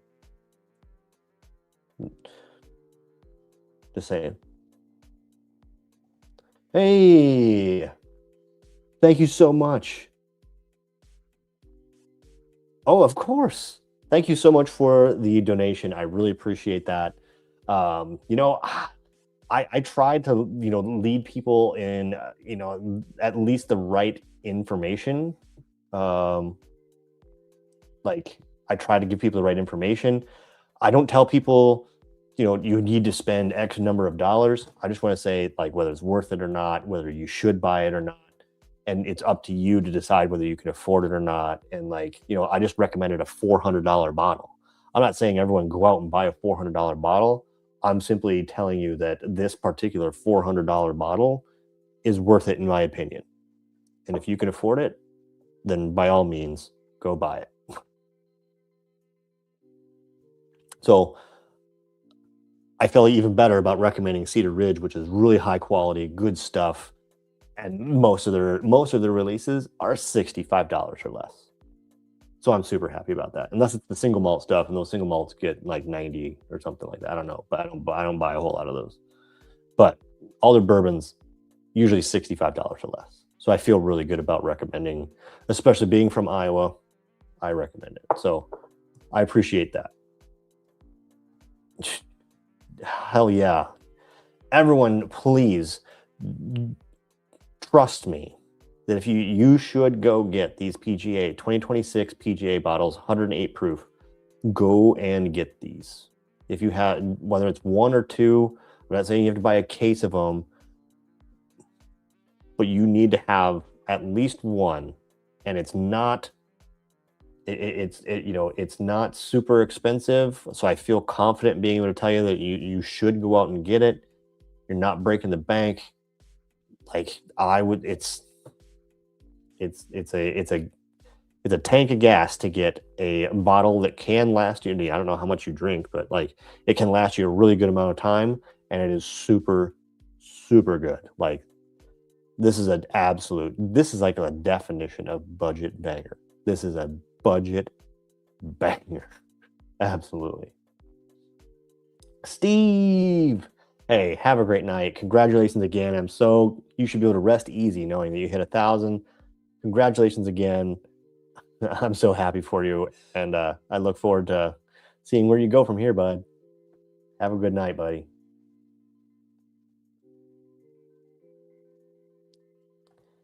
Got me Russell 13 for 169. There you go. See, guys, it happens. Like, just because they charge $200 for it doesn't mean that's what people are going to pay for it. There's people getting them for under MSRP, right? Of course, Steve. Have a great night, bud. 2 cure dog. I'm willing to trade one to someone on unicorn or something. Like, you can definitely trade those for, a good chunk. Those are definitely moving.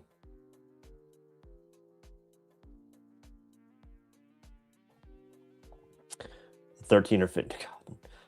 Russell's 15. That is one of the strongest market bottles I have seen in a long time. Those things are still sitting at close to $1,000, still $900, $950 all damn day. I can't believe that. Man, it is. I mean, I can believe it because it's really freaking good, but I've just never seen something be able to hold so long that isn't a single barrel called King of Kentucky or William Heaven Hill 19. Like, those are the only 2 bottles I've seen more consistent than what Russell's 15 has been from that standpoint. Like, it's crazy.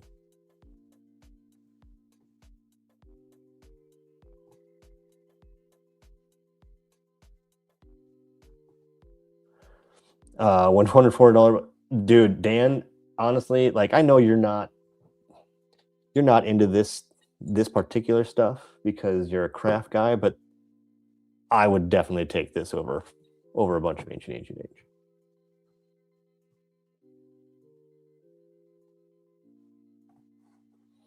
Lesson turns behind glass lately. What's the biggest shelf turn right now?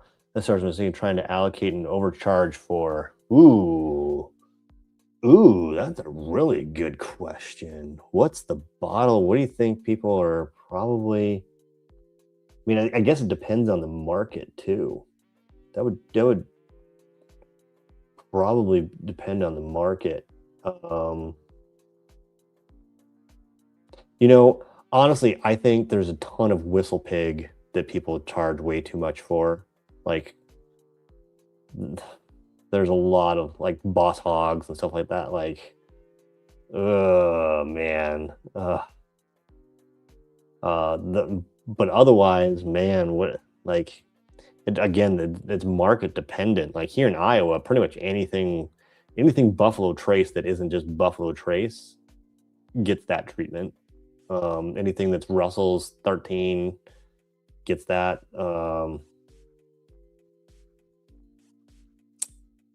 Man, what do you think?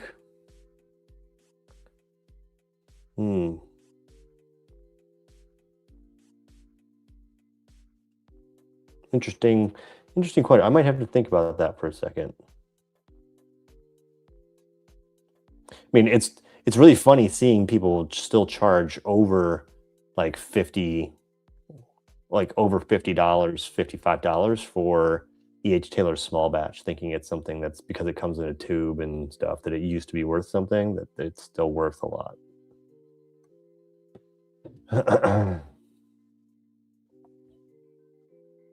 Knob Creek blenders and the Old Grandad 114 single barrel in the same tier. I would say from a quality standpoint, yeah, but from a value standpoint, Elijah Craig crushes them because it's $10, sometimes $15 cheaper. It is like equal quality, but $15 cheaper, and that's insane. That is an insane value proposition. Insane. What do you think is a fair trade for a cured oak? Russell's 45th? Sure. I mean, it'll go for that. You could probably get a Russell's 13, probably close to a Russell's 13 batch, like 2 or 3 instead of the 45th. 45th, I'd put it like $250 max. So you could probably get a cured oak for, if you really wanted a Russell's 13, you can probably get a batch 2 or 3. See, look at, I wouldn't mind a cured oak. Chris is going to trade you for one. You guys work it out. You guys can trade.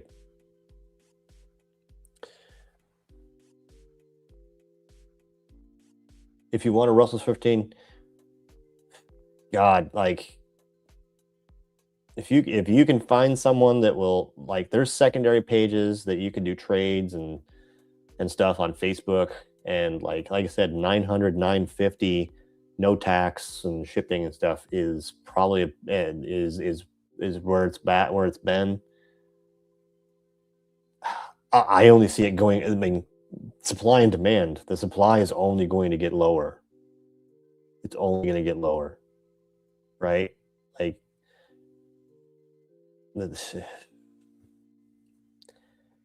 I don't know.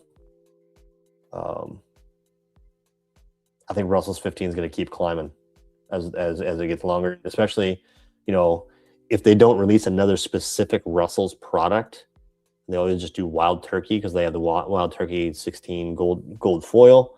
If they keep doing gold foil Wild Turkey editions, not Russell's, it's just going to keep climbing.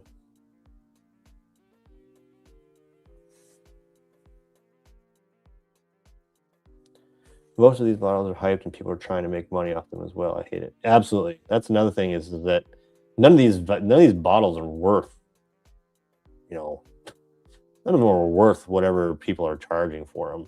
Like this, even though this is an 18-year single barrel from Heaven Hill, this ain't worth $400. No way. But will we pay for the experience? Some people will. Absolutely. But it's not worth it. There's no way I'm going to tell you that it's worth it. Like $400.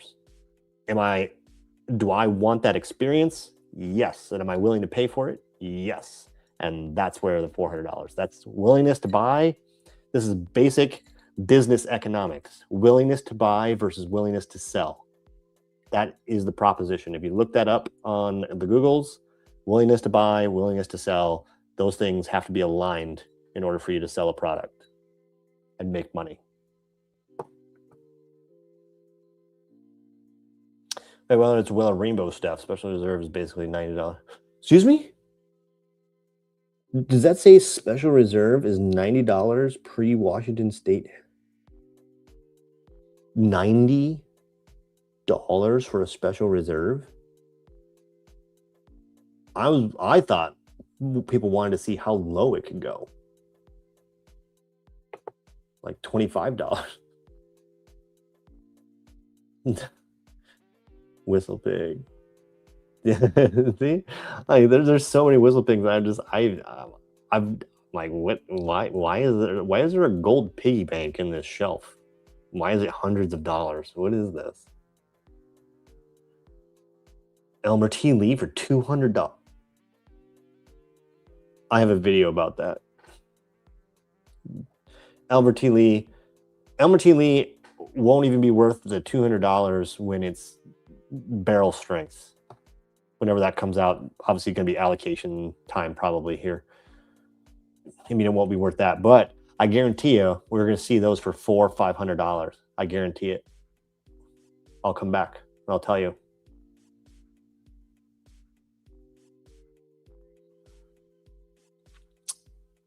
Weller 12 has come probably the thing that's seen the biggest decrease. Weller 12 was consistently $150 earlier this year, and even the last 6 months or so, it's come way down. It's like consistently $80, even on secondary. It is the thing that's come down probably the most from a standpoint of the Weller products. Like, it is You still see a lot of variance in the full proof and the 107 still a little bit, but the volume of that is bringing it down very, very quickly. But the sharpest drop off compared to availability was definitely Weller 12. It went down very, very quickly. But in there, I'm looking for Russell's 45th and Beacon. Big Turkey. I also am a big turkey fan. Have you seen this, Alan?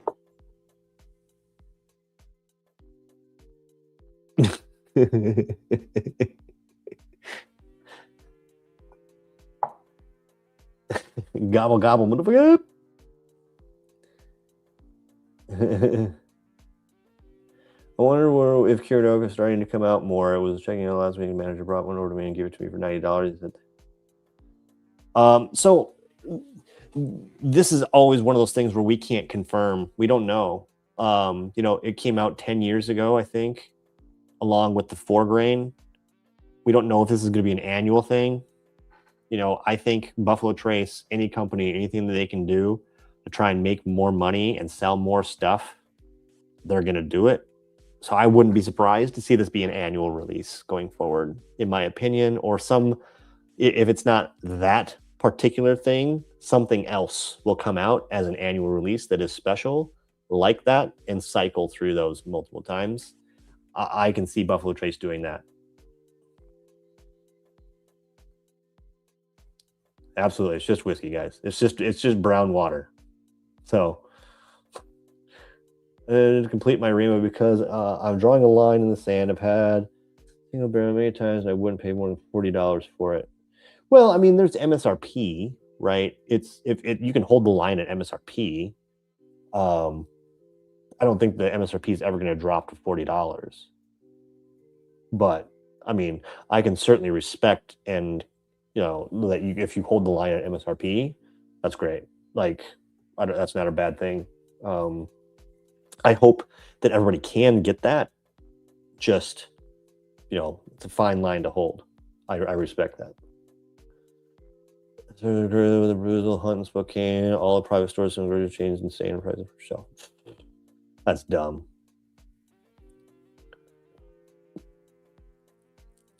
Might have a Heaven Hill 90th for the Jack 10. Whoa. Yeah. I mean, all right. I'm in. I'm down.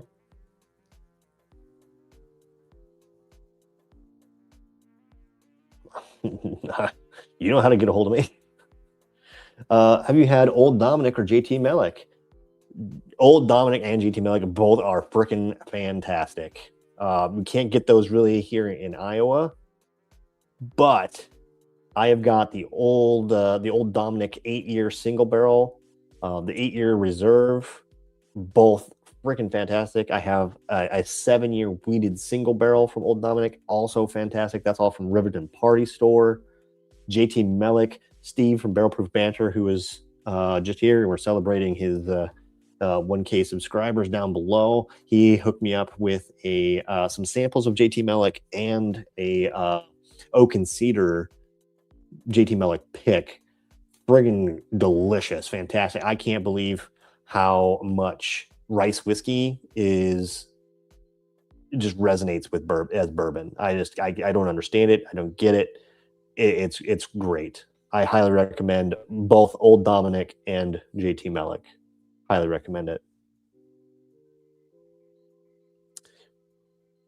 These are all 100%. Like, also the problem, it's natural. Like, everyone knows that single barrels, they all have their uniqueness and they can all vary and things like that.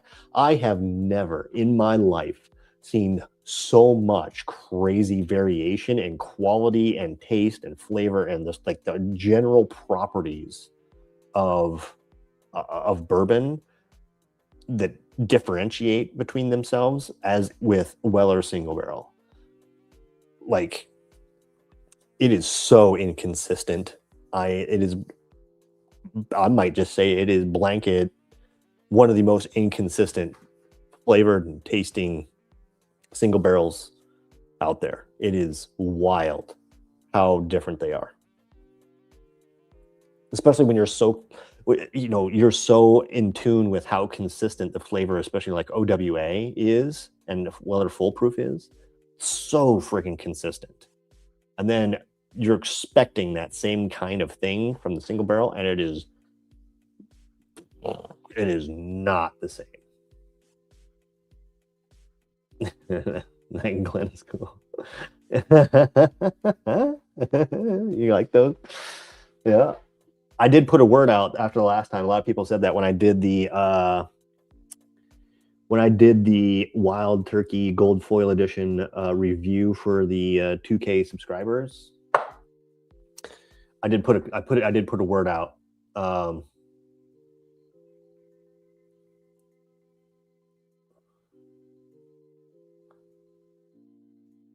Man, there's a lot of. I'm liking to see this brokering going on between in my chat. I'm liking to see this. This is what I like to see. Yeah. Who knows that Russell 15 is going before they would be out of their spaghetti mines if they did not bring out another Russell's 15 batch. I think it's going to be Russell's 17. I think it's going to be next year, and there'll be a Russell's 17 next year. I think that's what it's going to be. Because this would be 16. So we got Wild Turkey 16-year gold foil next year. I think is going to be Russell's 17.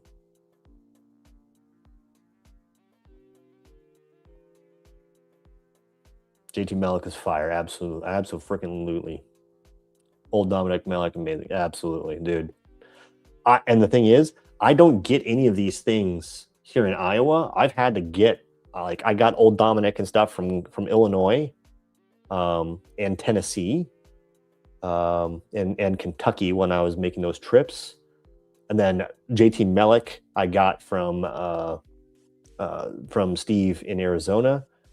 Without traveling and getting things, I wouldn't even know about these things, and I know a lot of other people are. And which is why it's super important that we're authentic and we're real here on YouTube. That if we're going to tell you something.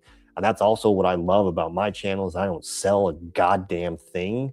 I give away things, and all you have to do to get is click a button, But it's so important to me that we're authentic. We give truth, and that we don't steer people in the wrong direction. If something's good, we say it's good. If it's bad, it's bad. And I hope I don't have to try and shill out and sell anything. I want other people, other companies and stuff to give me their money. I don't want your money. And if I do ask your money, it's got to be something that I think is of value. So I have this idea and this thought about trying to get together instead of a single barrel pick, I want to do a batch pick. And I'm trying to figure out and talk to companies about how we could do a batch pick that we could bring the price down and batch it. And it could be terrific value. I'm talking I'm trying to figure out how we can get a $50 or less pick. That's not a single barrel. The Silver Springs Rye is cheap, but they're not available. They're gone. They're gone. But I want to get something that if 1,000 people want to order it, they can get it. And that's what I want to do. I don't want to do these single barrel picks where I have to worry about brokering, and then this person has to make money, these people have to make money, and I don't want to deal with that. I want just I want to figure it out, and I'm gonna hold to that. I don't want to do stuff just I don't want to make money. I want to get good bourbon, good whiskey in people's hands that's different, that they don't get access to in other places for cheap. That's what I want to do.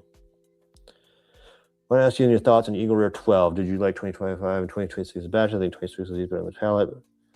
Honestly, I wouldn't know the difference between a 2025 and 2026 Eagle Rare 12 because I got one and it's better than Eagle Rare 10, and I still have the same one open that I had before. I have had old Charter Oak, Finest Oak, that I think is better than Eagle Rare 12. I would recommend finding Old Charter Oak, Finest Oak before trying to locate a higher priced Eagle Rare 12, in my opinion. So I wouldn't know the difference between a 2025, 2026 batch of Eagle Rare 12 because I wouldn't. I've only had one, and that's probably it. How many Weller single barrel have I tried? Probably between 7 and 9. I don't know the exact number, but probably between 7 and 9 of them for me to make that statement. And I don't have to be right. You can completely disagree with me. Like I respect that. Like I don't think I'm right. It's just, in my opinion, it is one of the most like wildly differential between all the products. It's crazy. I no doubt it's either that or they heard with they might not push their luck and they may just keep it at $400 for Russell's Reserve 17 as well. You're 20. I have had 3 so far, drank one, traded the other, and just got the 2026. I'm gonna take Queasy's word for it. Like I said, the one that I've got, you know what? I'll go grab the bottle and I'll look for the laser code and I'll tell you what year it is. Where did I put that thing? Over here. All right. So this is the only one that I've ever had open, right? All the others I've given away. I've acquired them and given them away. So this is a 25. So that's my only experience with it. And it's fine. It's better than Eagle Rare 10, but it's nowhere near as good as Finest Oak, in my opinion. And it certainly is not as good as this Heaven Hill 18-year single barrel. It's like comparing apples to oranges. Sorry.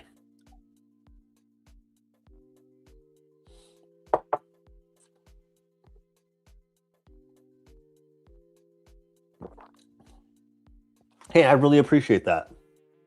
Yeah, I mean, really easy. I could have already had a Discord, and Discord's not going to cost you anything. But I could have had a Patreon. I could have had a single barrel. I could have had a bunch of stuff out already. I just don't care about that kind of stuff. Like, I could partner with another channel and put my name on it if that's what I wanted to do. I don't care. I want to get something out there that's like different. I want to do something different. Because like, yeah. Lance, have a great night. Thank you so much for being here. I really appreciate it. I don't know if you said, if you reached out earlier than, like I said, anyone that said that they wanted to connect with me, whatever, just shoot me an email. Either trade me at eaglerarelythere.com or marketing at eaglerarelythere.com, and I'll get back to you. But have a great night. Thanks for stopping by.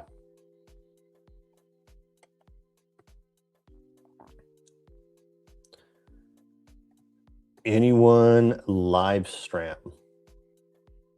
Nope. This is a recording. Near a point where toasted barrel has become the code word for we effed up with the first barrel. Please purchase this anyway. I've had some horrendous stuff lately. I don't know. I mean, I think it's wildly unpredictable on the single barrel picks that are toasted. I think, I mean, like, again, like the toasted heritage barrel is freaking fantastic if you let it sit for a month. Maybe that's it. Maybe try and see if they all are that way. If you just like, there's too much char and stuff that it needs to age, it needs to open up for a while. Like, I don't know.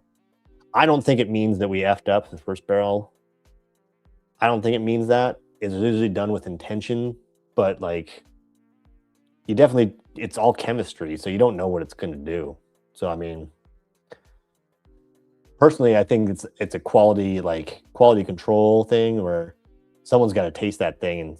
But at the end of the day, if you taste it and you buy the barrel, whatever, we're shipping it. We don't care. They don't, like, the companies don't care. They sold it. They don't care. We need to get the Jeff to do the Heaven Hill 19 versus Heaven Hill 90th comparison. I Oh, Heaven Hill 19 versus Heaven. I thought you meant like, well, there is no comparing William Heaven Hill 19 to Heaven Hill 90th. Just don't even pour the Heaven Hill 90th. Can I have 2 pours? No, but Heaven Hill 19. Okay. I don't have a Heaven Hill 19. I have Heaven Hill 22, and I don't have a Heaven Hill 90th. I do. I have seen that Heaven Hill 90th is probably one of the best values for the Heaven Hill lineup, though, from a premium offering standpoint.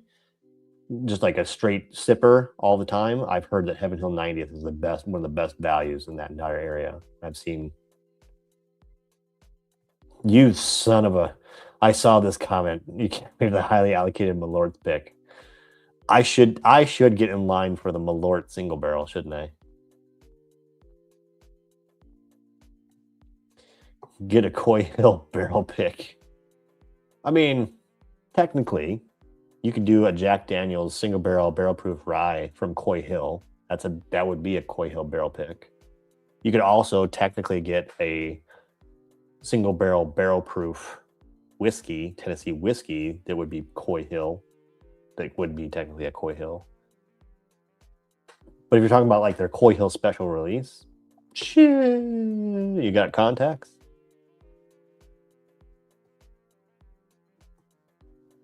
We push for a law like, here's the problem, and I'm part of the problem, is that people are willing to pay more. It won't matter. You can put whatever, justification or whatever, whatever. I'm part of the problem. Because here I am pouring another of this bottle that is extremely overpriced, but I feel is worth it in my opinion, to me, so I'll pay it. So it won't matter. Oh shit. Malort toasted barrel. Fuck. Jesus Christ. That would be so terrible. Oh my god. That would be so bad. Have you ever had cream of Kentucky cast strength and preferring it over 1924? I both agree. I have not had cream of Kentucky cast strength. But Chris, is your 1924 is that one that has gone off? Like I'm really interested to find more people if they feel that their 1924 has gone off since they opened it. Because I've heard a lot of people say like they preferred 1924, especially their 2026 1924. They first opened it, the first couple of pours that they had of it, but after like a few weeks, a month or two, that it went completely flat, changed profile, and it was just not as good anymore. So I'd be interested to know if more people are experiencing the same thing. Discord is nice because it gives you a subscriber a place to communicate with each other. You know what? I will put a poll out again. I'll put a poll out again. If people want a Discord, I'll work on getting one set up. If people want it, I'll do it.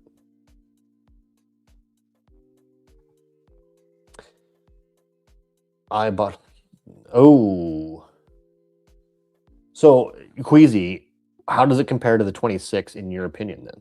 Like, I don't know. Like I said, I don't even know if the Eagle Rare 12s I got in Colorado, which they were there, so they're in Colorado, guys. I'm gonna grab that bottle and see what that is, because I was able to find them. It's just, are these 25s or are these 26s? Let's take a look. Let's find the laser code here. This is a 26. So, yeah. So my friend that's getting this bottle that I found that for them is getting a 26 versus a 25. But yeah, I've only ever had a 25 Eagle Rare 12, which, you know, love to know the difference or what people feel is the difference. 90th is fantastic. I've heard. Disagree with the Heaven Hill 90th and the value for what you used to give.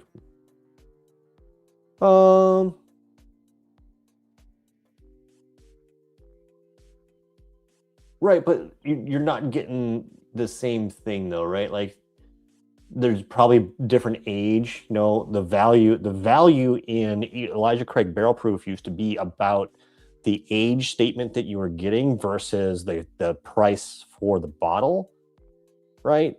And now with the age statements going down for Elijah Craig Barrel Proof, which non-existent this year, you know, we were down 10 years something for Elijah Craig Barrel Proof. That last, the C925, I think, was 10 years something months, down from, you know, versus Heaven Hill 90th has a blend of, I don't know what the blend is. Someone can go through and paste it here what the blend is.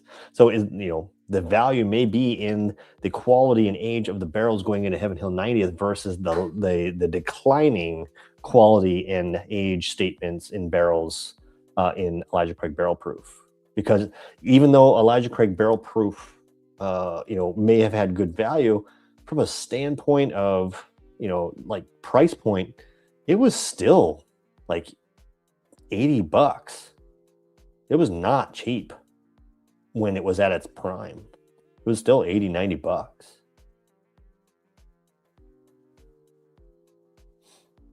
If you get your hands on Johnny Barrel Proof Rye, it's 10 years old, I would buy 10 of them.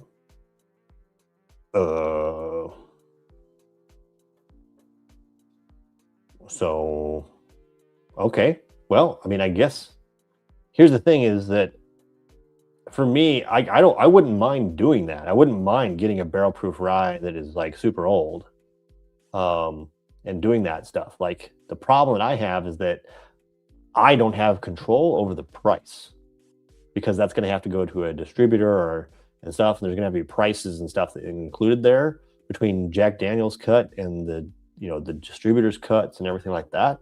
I can't control that price. And that's what bothers me. I can't limit that. There's going to be a fixed cost to a lot of that, and I can't find a way to limit that. That's what's hard.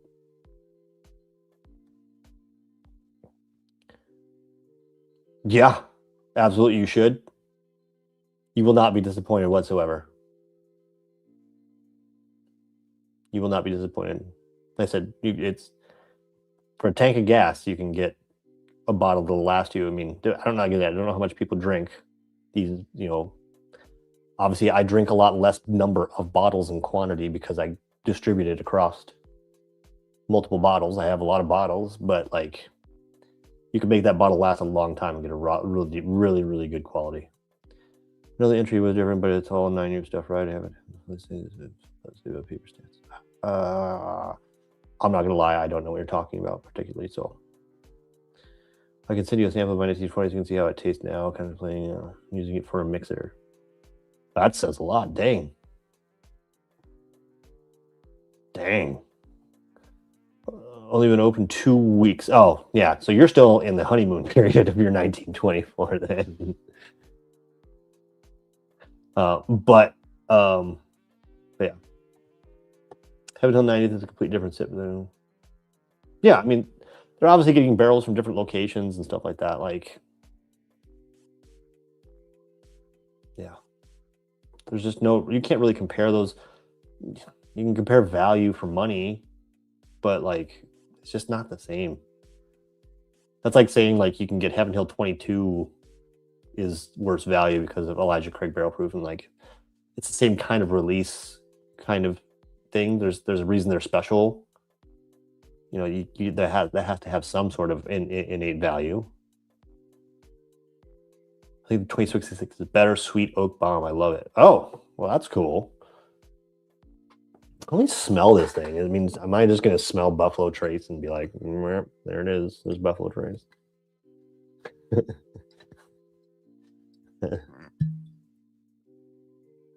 Grapey grape, grape, grape.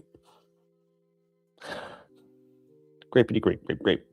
Yeah, I just get that grapey. Grapey grape, grape, grape, grape.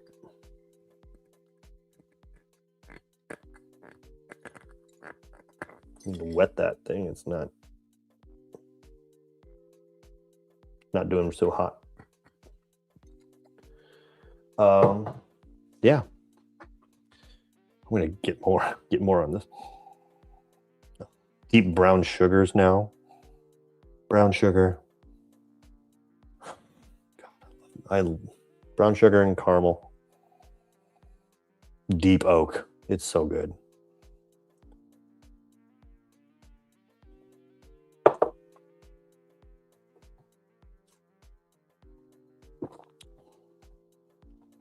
Me neither, man. I don't like Eagle Rare 10. Honestly, I didn't really like Eagle Rare 10 before Eagle Rare 12. I didn't really like it. Eagle Rare 12 came out, and I was like, I'll try it. Really, really good. But I'm still telling you, if you like the sweet oak, especially, that Old Charter oak, finest oak, I think is better. Same mash bill, same proof point. Just you get more oak on it, more sweet oak. It may not be the same age, but I think it's better. That's just my opinion, though. I'm not telling you like it has to be. I also think that Old Charter oak is more available than Eagle Rare 12 for people that don't live in Colorado and Florida and Georgia, I think is where it's at the most.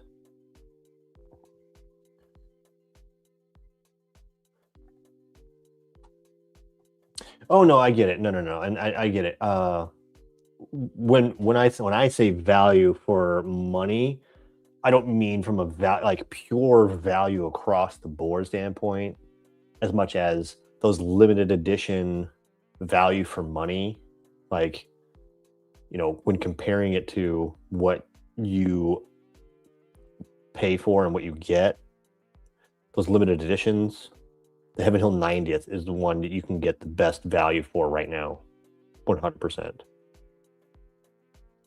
That's what I mean. I don't mean like when comparing those two. That wasn't my intention. If that's what you thought, and that's probably my fault. But like for those limited releases, like Heaven Hill 90th is probably the best value for the limited release run. Which Evernorth release did you prefer from Whiskey Weather? The only Whiskey Weather one I have is their American Light Whiskey. I think it was an OZ Tyler, I think is what it was. Hazmat American Light Whiskey. It was pretty good. It was pretty good. It was like confectionery kind of vanilla and confectionery bomb. I would say I still prefer, from a Hazmat American Light Whiskey standpoint, I still prefer the Penelope and American Light Whiskey, 18-year Penelope American Light Whiskey. Just from a standpoint of dynamic flavor and stuff, I would say I still prefer that. It was still really good, though. My favorite this year so far, the Evernorth that I've had, is that rye. That rye is terrific. What is it called? The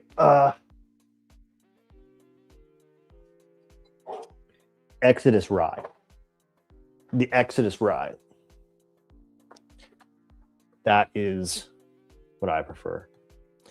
Have you ever had Driftless Glen 10-year cast strength bourbon? I have not. That is one I do need to get my hands on. I have a feeling Chris is going to say like, "Oh, I can get that next time I'm wherever." So he's going to tell me that. But that's one I do want to try and get my hands on.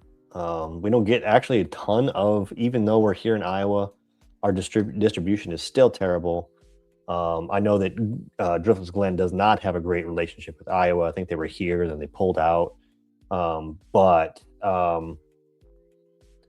Yeah, I definitely want to try and get my hands on it. Let's see here. Would you rather? Your son, Captain Tally. I love your type of. Would you rather accidentally spill a full pour of your King of Kentucky, or listen to a random bourbon nerd at the liquor store explain his allocated bourbon hunting strategy for 2 hours straight?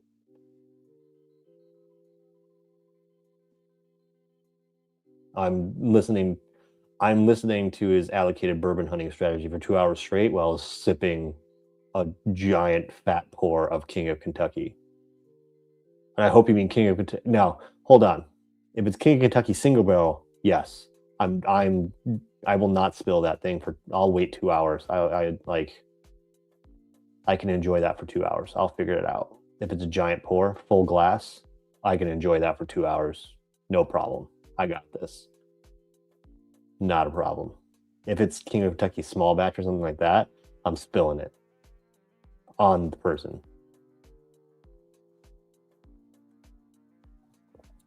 You start getting a pour of something good. Let me open it. B5. Oh, B525 is good. And it's still available. It was like a couple months ago, it was still available like Riverton Party Store in Illinois, and in Kentucky it was all over the place still. B525 is really good. It's not C923, but it doesn't advertise that it is. But it is really good. And I've got like 2 or 3 because they were all over the place. And I was like, well, they were really good. I'm going to pick them up. And I think I got them for like $65 or something like that at the time. They're probably even cheaper now if they're sitting around. But like B525 is solid. Agreed. Yeah, the whiskey weather is good. It's just when you're talking about a hazmat American light whiskey between the two, whiskey weathers I don't think is age stated at all, but like I don't think that really matters. But when you compare the two hazmat American light whiskeys, I still prefer the Penelope, even though whiskey weathers is really good. Cracking, Alan. Okay, we're something different. Thoughts on the Leaper's Fork bourbon? I don't think I've ever had it, so I don't really have any thoughts about it. Yeah, B525 is great. Like I have a C923, and I just try and nurse that thing because it is fantastic, and they're expensive. They're like $250 on secondary. Or versus B525, which is I would say in the realm of marginally to slightly worse than C923, and it is a third or fourth the cost. Big Dub, Finest Oak. Heck yeah, man! That's what I have backups of.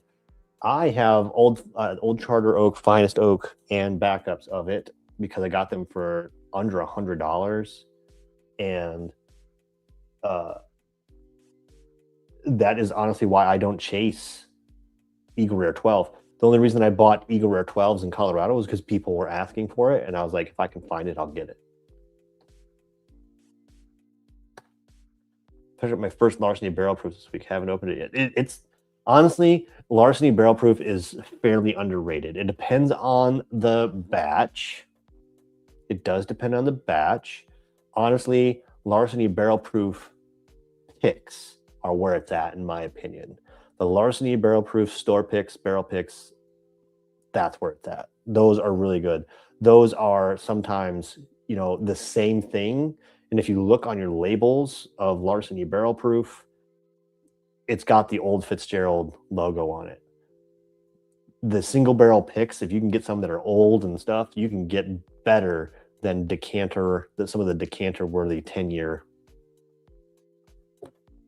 They can be better and way cheaper.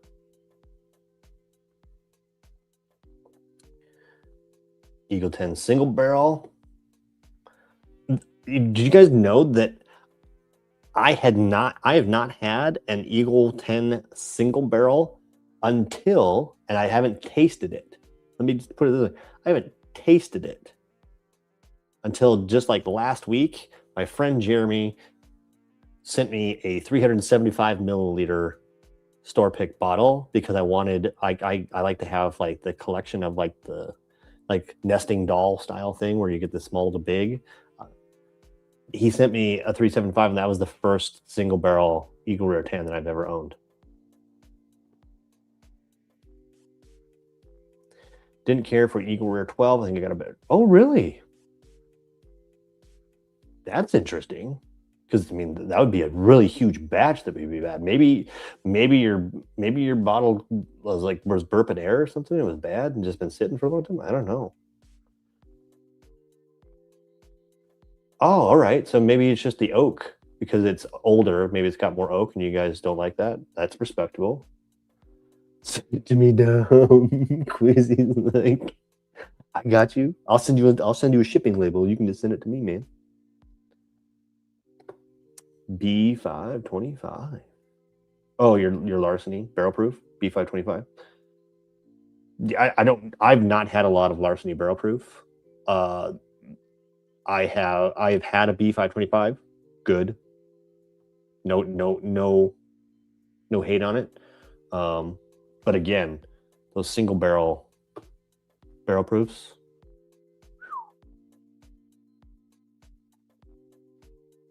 There we go.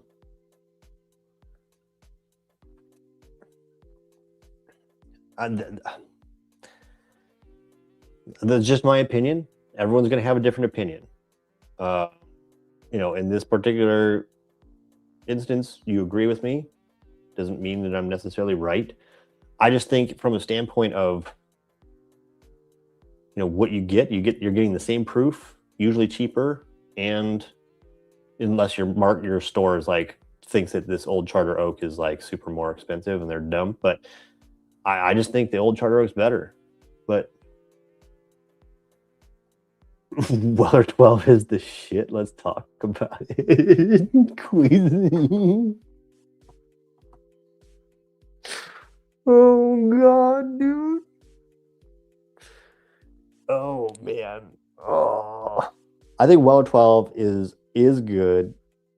I don't think it's the shit. It's good. It's very, very different compared to all the other Wellers. But I also don't think that all of the Wellers I don't think they all are the shit anyways. I think Old Weller Antique 107 is the sweet spot for me. But a lot of them taste the same. It all kind of tastes the same to me, unless it's the single barrels. I can see some differentiation, but for the most part, they all kind of taste the same to me. So I can't say that Weller 12 is the shit because I think it all kind of tastes the same.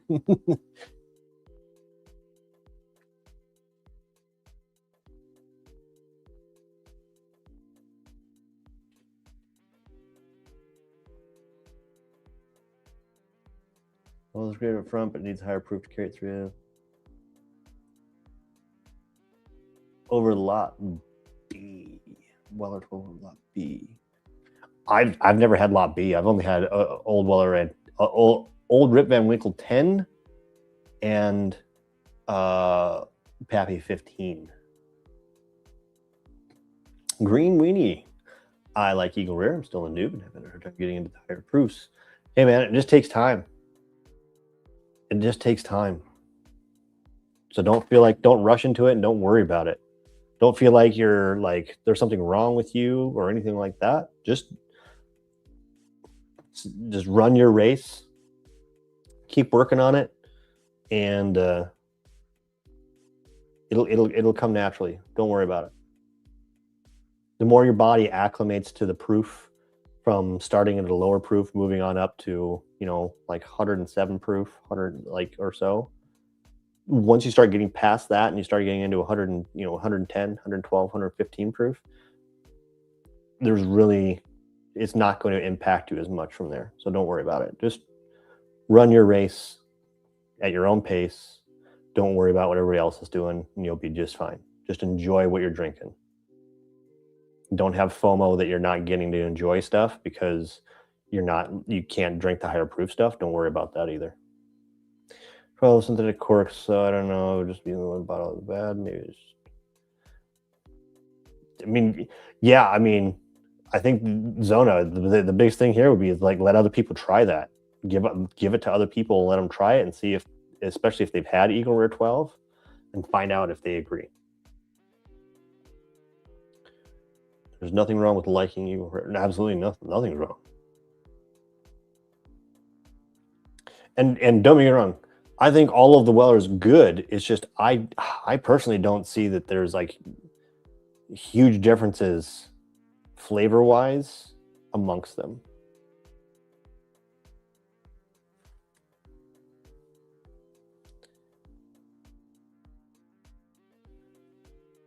Don't need to order bottle chain. That's not what I wouldn't be doing my job as a creator if I wasn't being honest and telling people. I think Antique 107's, I mean, that's the one that like basically that resonates with me as far as being quote unquote the best. But like, again, if you put them all in front of me, I feel like they all taste the same. It all just blends together. Who's the controversial take, Jeff? I think the unrestricted beats Rock Farm all day long. You know what? I just got a couple weeks ago. I just got my first Rock Hill Farm, so I haven't gotten to open it yet and try it or do anything. Now, Rock Hill Farms is obviously mash bill 2 versus weeded mash bill, so it's going to be different, but you know, I look forward to putting it up against other things. Though, if you can't get Antique 107, Bardstown Origin High Wheat or Green River Weeded Full Proof are both great. Absolutely. I've said that. I've got a couple of videos out about, like, you know, Weller killers and replacements and stuff like that. And, you know, there is no replacement because they're all different things. There's substitutions, there's alternatives, there's no replacements. But, you know, I think the Bardstown Origin is good. It's not better. It's good. I've tried this. I've done this comparison. I've got a video about it.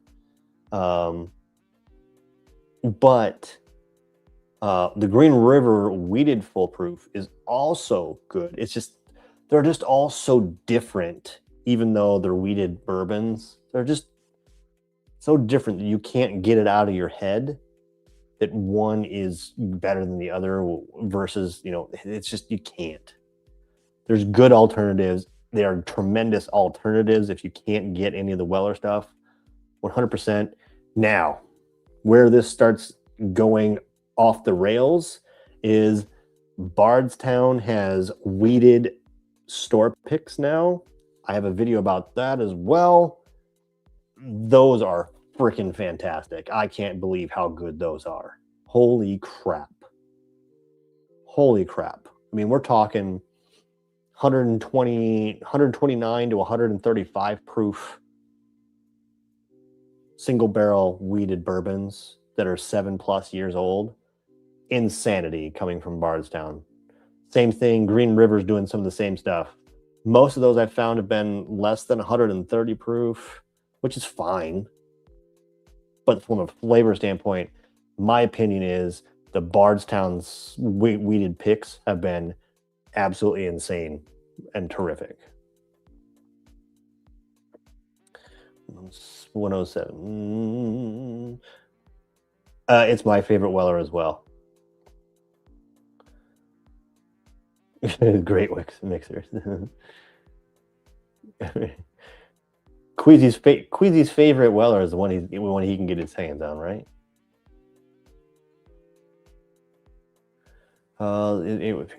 Exactly. Exactly. Just try what you try as much as you can and enjoy whatever you're trying. And whatever you find that you like, enjoy that. Just don't worry about it, man. We're all here just like spouting off stuff that, I mean, every tasting note we have is a completely imaginary and made up. It doesn't exist that way. Like, so just find out what you like and go and rock it, dude.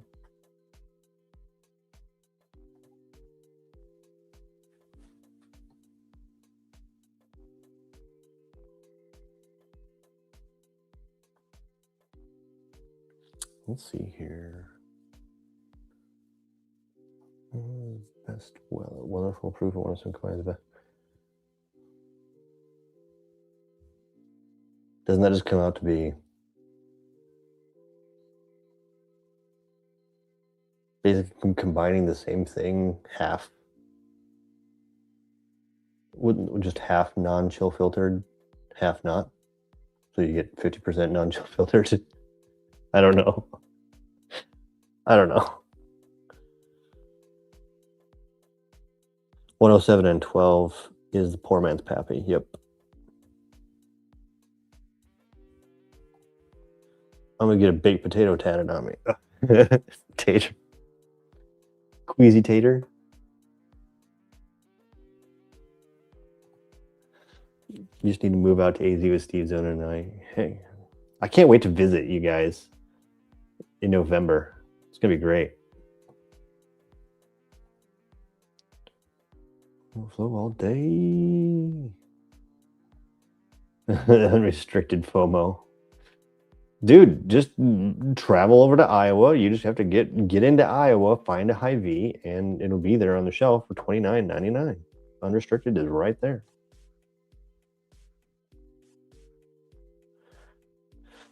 Dude, guys, I did the math the other day just off of the conjecture of people were saying like, oh, you know, there's 16 million barrels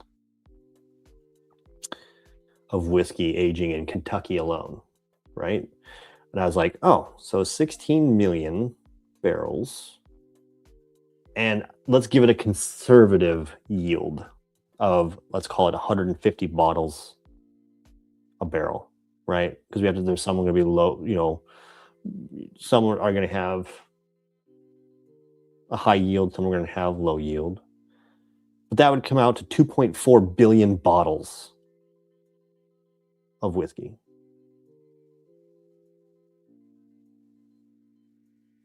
2.4 billion bottles of whiskey in Kentucky alone. There's always going to be more whiskey, and they're making more every single day. That is going to be an epic bottle. It's going to be straight from the barrel. You know, it's basically going to be straight from the barrel. It's fine, which is terrific. But the problem is it's going to be $400 probably on secondary. It's going to be stupid.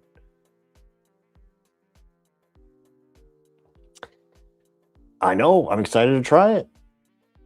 Not enough time in the day. Yes, they are. It's the anniversary for Elmer T. Lee. Special edition.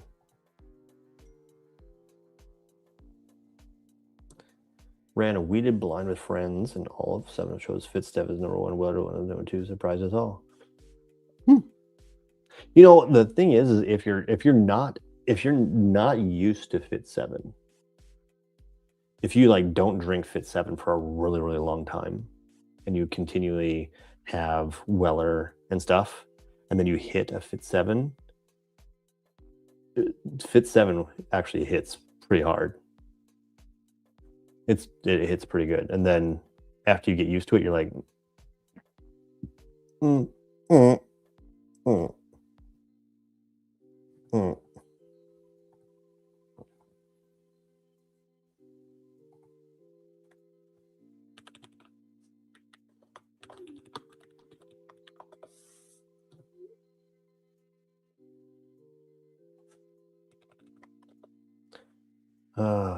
See here. The Cinnabon 15 that you have there. Here's the one you are drinking. Not even close, Alan. Sorry, like this buff turkey is like super, super sweet. You know, again, it has the classic buff turkey kind of profile. Not super strong because it's less proof than a lot of other buff turkeys are. But it's still really, really good. But it does not compare to an 18-year Heaven Hill. It doesn't. It's just different. It's just way different. Like super fruity, super fruity, like bright fruit. And this is dark fruit, caramel, barrel char, and oak. Like it's not even the same profile, close. Not to mention obviously different distillate, but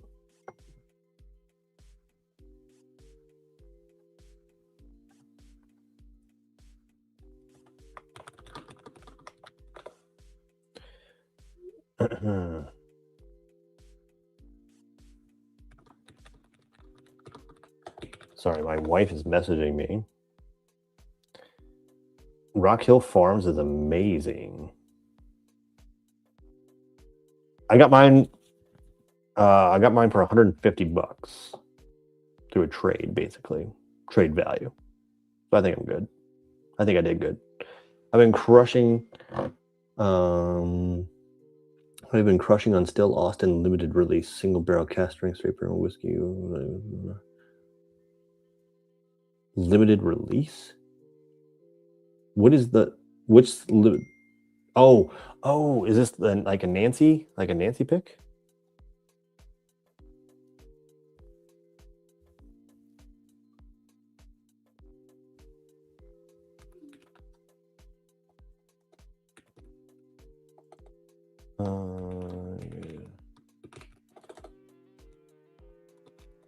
Sorry, my wife's messaging me about stuff. I apologize. I love all the Still Austin stuff. I've got some single barrels, stuff that's all really good. I love it. On how we between us every day, but it's my favorite because they're two most comparable. Yep. Again, get the picks. Try the picks. Bryce, what up, dude? Bryce, this is my neighbor. He's just down the street. What up, Bryce?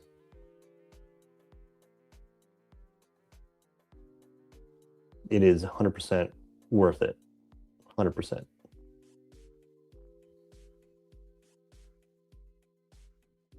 Sweet Barstow picks are great and worthy of purchase unit no more. Dude, they don't taste like Weeders, to be honest with you. Like the one that I have is called Pastry Shop, and it absolutely tastes like one.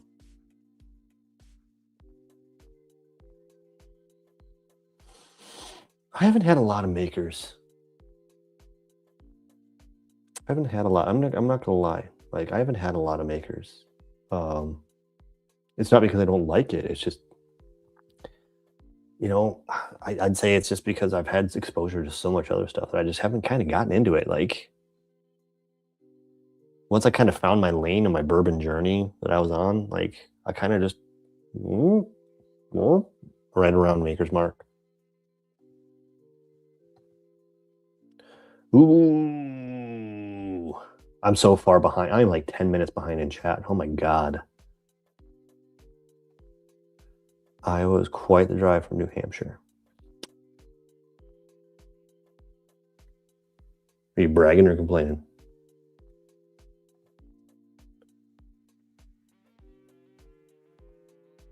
Nice. Yeah, I love, dude, it is really good. It's definitely better than the 25 anniversary, in my opinion, 100%. But channel has a video saying from Buffalo Trace, all Rainbow Wellers age the same as 12. No, that's 100%. It's 100% true. All of them are all the same age, except for 12. They make them all basically at the same time. The only thing they do is they make sure that they keep the full proof. Obviously, is proofed differently, but everything else, Weller Special Reserve, it's all just proofed down differently. It's all the same barrels and stuff, all the same age. Like it's not. It's 100% always the same, about the same age, between 6 and 8 years old.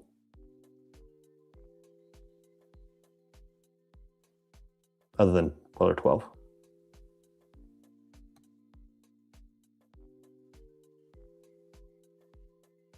Nice. You can have a sample. That's fine. Just bring more bottles.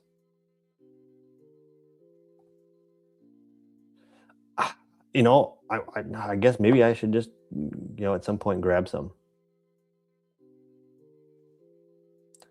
I do not understand how bourbon wild. I don't. Everyone has their thing that they want to bash, or they want to have an opinion on. It is what it is, man. I don't know. To bed, it's supposed to 11 in the morning when I have to work in the morning. I agree with you a couple of hours. Thank you so much, Alan. I hope you have a great night. Thank you so much for being here. I appreciate it.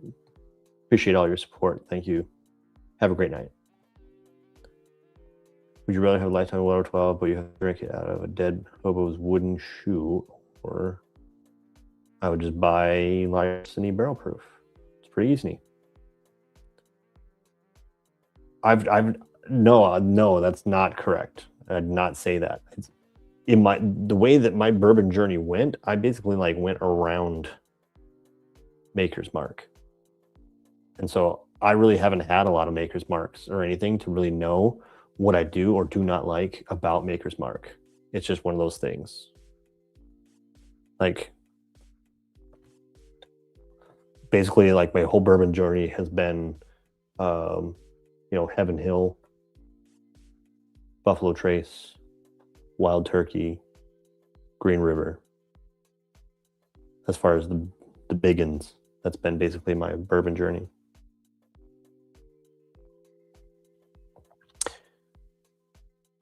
Single barrel collection. Oh boy. This is going to be way different than your orange sherry from earlier. Wow. It's going to be way different. But this is one of the best single barrels that they will have ever put out.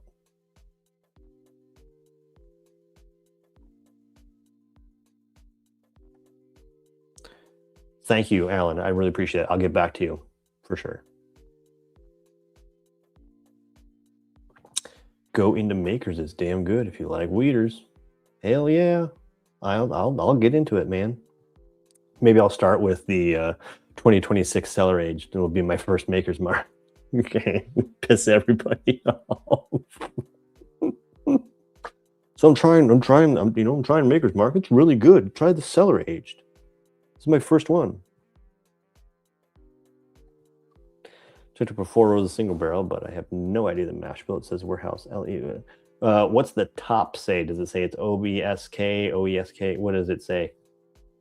It'll tell you that.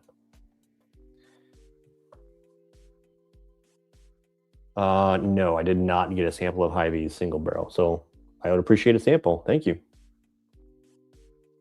Thank you, Bryce. Appreciate you, buddy. Just means we get to see each other sooner than later. Nice. Yeah, I'll have to try all these things. Jeff, I need to send you some Maker sales. Nice. Like I said, I've never had an Eagle Rare 10 store pick, really. So.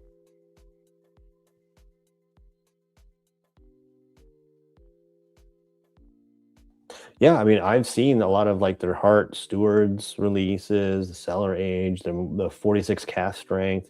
I've seen a lot of this stuff. I just, I feel like also with being in YouTube, you also feel like, oh man, everybody else has covered this stuff. I don't need to. I feel like I don't need to. It's been kind of all over the place, but it's kind of like imposter syndrome a little bit, where you're like, I don't belong here in the first place. So what am I telling people for? But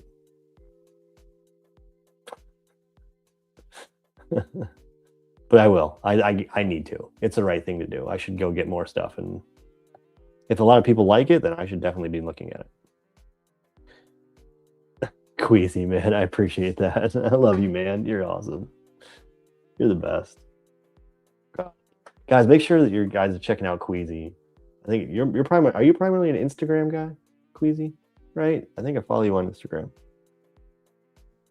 If not, Queasy, make sure you put all your stuff on here so people can go follow you. Yeah, I do have Star Hill Farms. That's the thing, is I do have Star Hill, but it's not your typical makers or anything. Star Hill Farms is not your typical makers of stuff. They do crazy stuff compared to what Makers is. But I've had Star Hill Farms 2025 and 2026.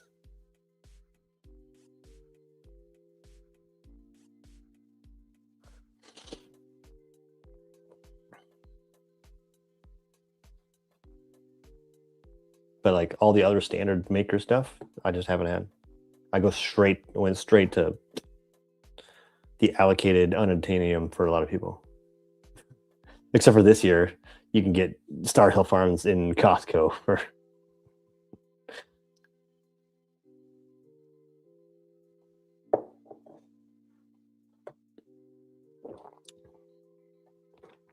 yeah, for sure. Big Dub. Yeah, just hit him up.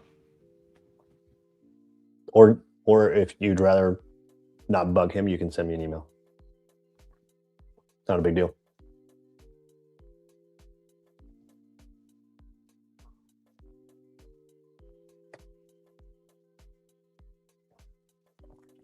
Listen, Star Hill Farms 26 is. I'm not gonna say it's good. I think Star Hill Farms 2025 is great. I think 2025, and again, I don't blame them, and it's like not a slight to them whatsoever. This is 7 years ago, 8 years ago that they were like, you know what we should do? We should try this. We should do this. And without knowing how it was going to turn out. So like, I can't blame them one better, but as far as trying between 25 and 26, 25 is better in my opinion.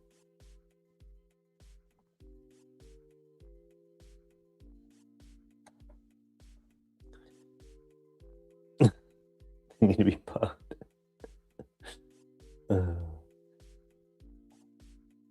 We've been on Maker's Cast ranking. I've heard great things. I also have heard good things. I don't have an opinion on it. I'll let Queasy and all these other people tell you because they will have a better opinion than I will. Besides the normal BTAC lineup, what are you most excited to find this fall? Honestly, I'm really excited to see what King of Kentucky is this year. Like, I know that people are like, Jesus Christ, that's like expensive shit. But like, that's my unicorn. That's my grail. Like every year, like that's my thing. Like, there's nothing. Like the way I explain it is that like,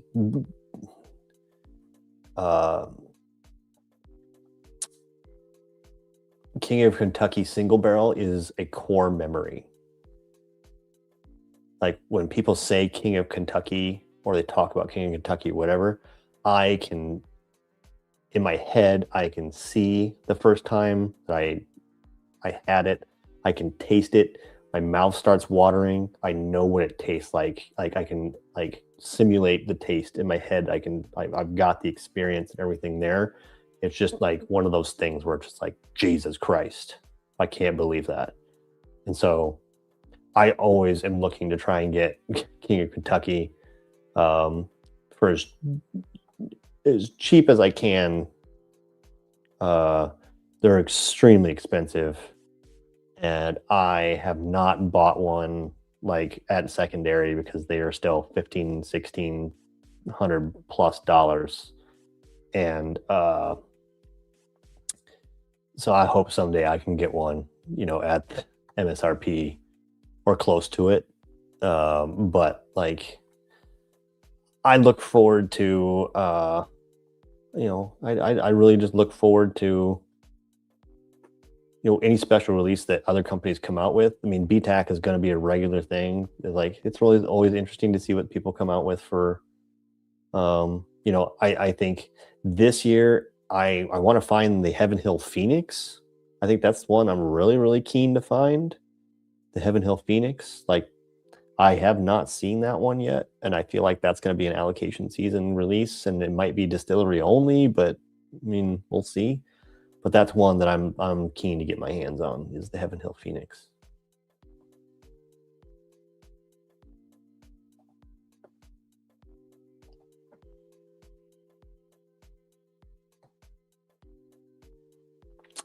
Yeah, I'm gonna have to believe you, AJ. I guess I'm missing out. I need to go get more of these things for Maker's Mark. The amped up the proofs opinion. I have 23 and 500. All right. All right. I believe you guys. I'm gonna have to start getting some of this stuff. Mark Lost Recipe stays at 110 proof at Costco, 150 is solid. Nice. I trust you guys. Just as, you know, if you guys trust me with what I say, I trust you guys. If you say it's that good and worth it, I'll go to Hy-Vee and get some.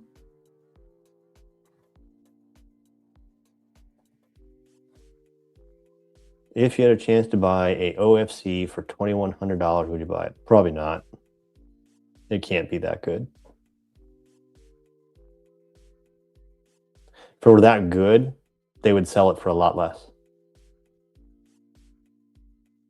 King of Kentucky is like $300-400 MSRP, I think, maybe even less.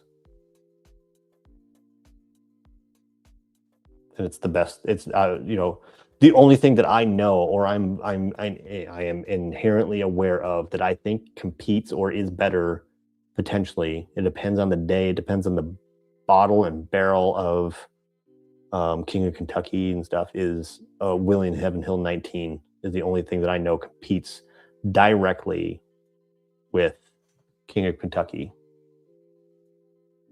single barrels. An OFC, I wouldn't even.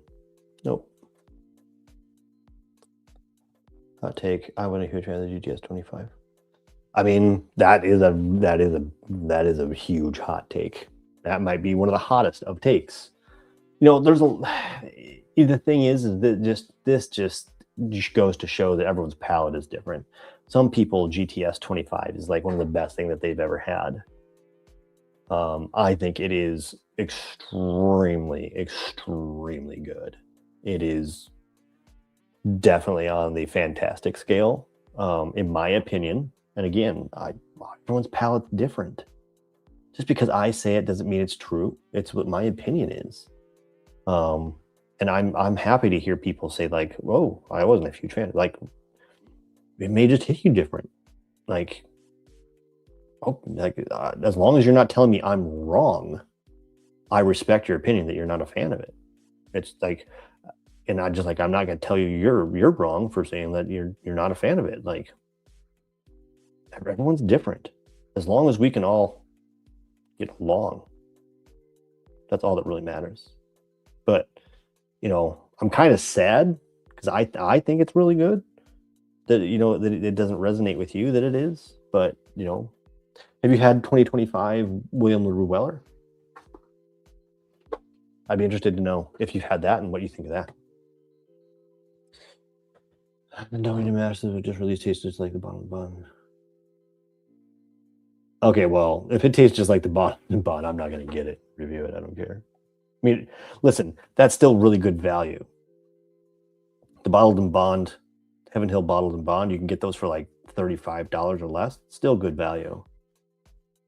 If the double mash is more than that, probably not.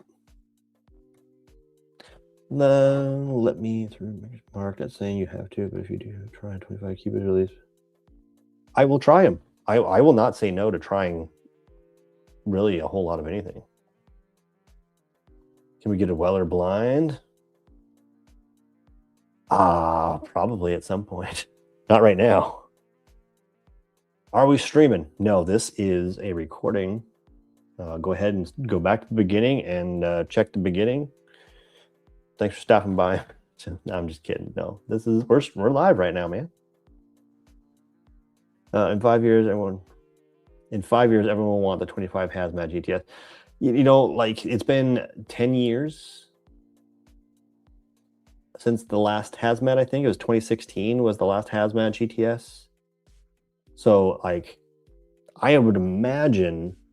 I mean, it depends on what they need for sales, because like hazmat's one of those things. It's like it's kind of like a sales pitch where people like, oh, it's hazmat, I'm gonna have it, and then it's like, oh, it's BTAC hazmat. Oh, for me, it's GTS is GTS every year, and it is, you know, it doesn't matter whether it's friggin' 110 proof or whether it's 140 plus proof. GTS is GTS to me, but you know, it's definitely a selling hype thing if it's hazmat. So I plan on bunkering at least one just to see what happens to them. But I enjoy the GTS 2025. I think it's excellent, in my opinion. See, man, who here is the man? Whiskey Wars, Whiskey Uncensored.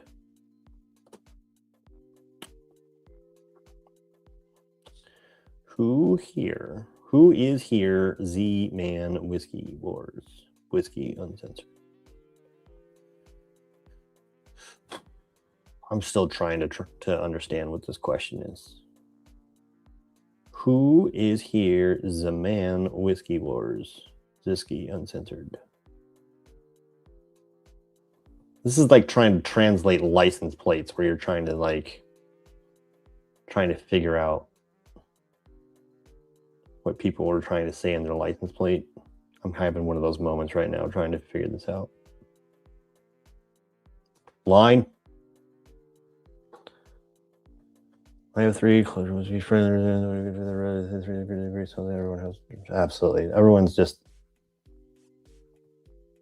dough mash was 45. So that's like $10 more than the bottled and bond, which is like Nick Duran. I wish I had one GTS. They're not easy to come by, man. Like, and the thing is that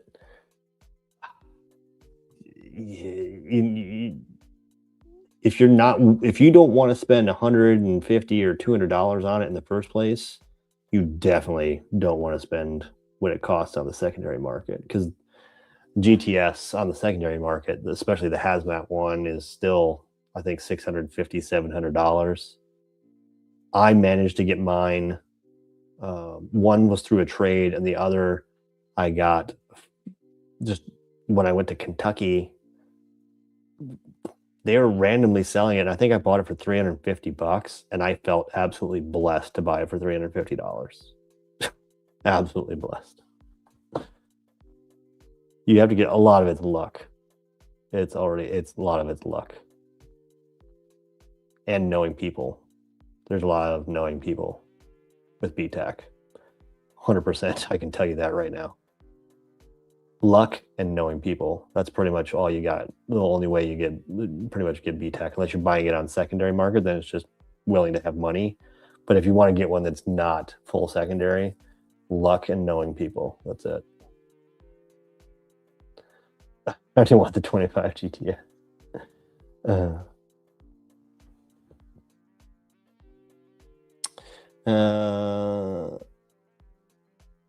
Oh, well, I mean, again, like, you know, some of that could be like conscious bias because of what you paid for it and you were expecting better and things like that. Like, in my opinion, so this Oak and Age that I spent $400 for, that is the 18-year single barrel Heaven Hill, this is BTAC quality. This right here is BTAC quality. Like, I wish you all could try this. Like, when you taste this, you know, oh shit. Like, just like when I smell it, I go, oh shit. That is something that's really good. Oh boy. Like, and I think that's the point, is that like, if you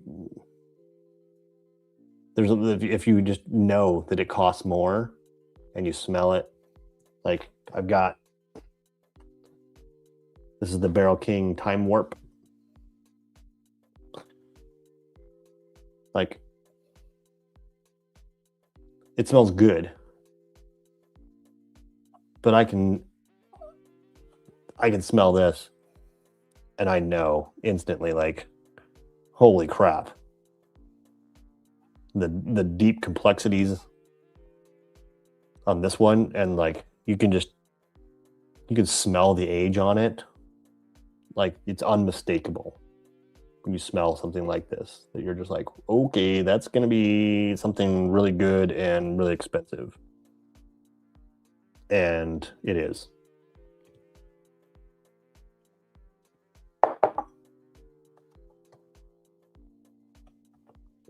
But if you hype it up way too much in your head, it's really easy for something else to come in and take its place. Because if it's not as good as you wanted it to be, then something else will easily come in and take its spot.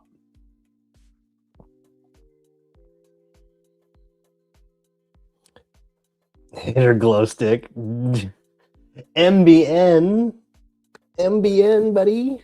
MBN. Bees, bees, bees, bees. Hater glow stick is definitely a friend of mine from Arizona, from when I used to live there. And well, they used to live in Iowa too. They're from Iowa.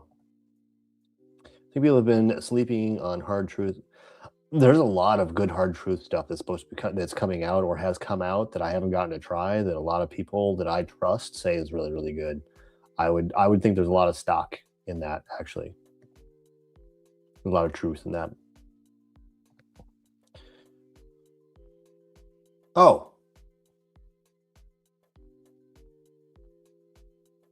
Okay. Is that like, is that a specific channel? You can post your channel here.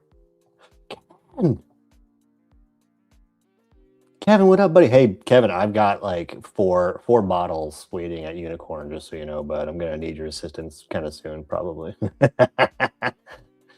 I love you, man. Kevin is an amazing person from the Bonding Over Bourbon channel. That's where I met him. Was extremely welcoming. Hooks it up when you need things taken care of and muled from Unicorn for me. He does it for a lot of people, and he's so gracious and so helpful. You know, I love him, and I love a lot of people from the Bonding Over Bourbon Discord, but Kevin hooks it up, and I really appreciate him. Thank you so much, Kevin. Thank you for being here and all your support, man. I know I'm beating dead horse, but who else thinks the Stag 25D competes? I think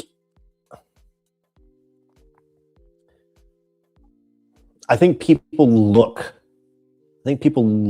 For something like a justification, right? In my opinion, like if they could just make Stag 25D and not make BTAC, like inherently you're going to have some.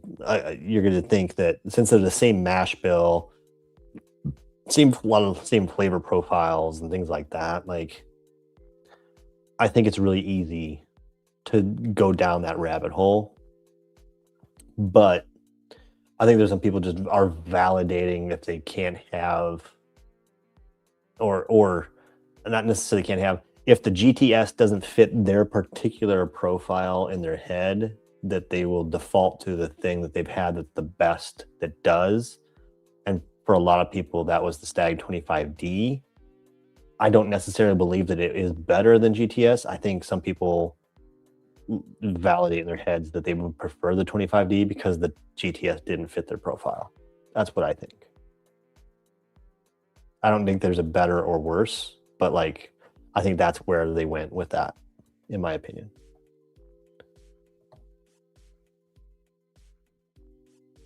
I have not. At the time, so I know I can go and order it online now. I might, who knows? But the oak and age at the time with Watch Hill proper and stuff, I basically had to choose: did I want this 18-year or did I want the 8-year? Well, I mean, I chose the 18-year. And it's nice that I can go on and I could order that 8-year if I wanted to. But knowing that I could still also buy another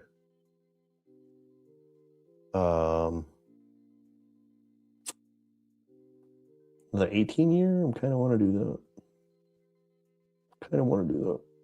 It's gonna kind of itching at me to want to do that, but I'll have to think about that.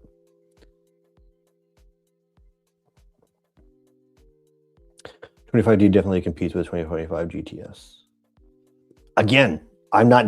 Don't take me as saying like, oh, you're wrong or anything. I can certainly see that if the GTS profile doesn't necessarily hit, that people could go and immediately find like the thing that competes with it. 25D is fantastic.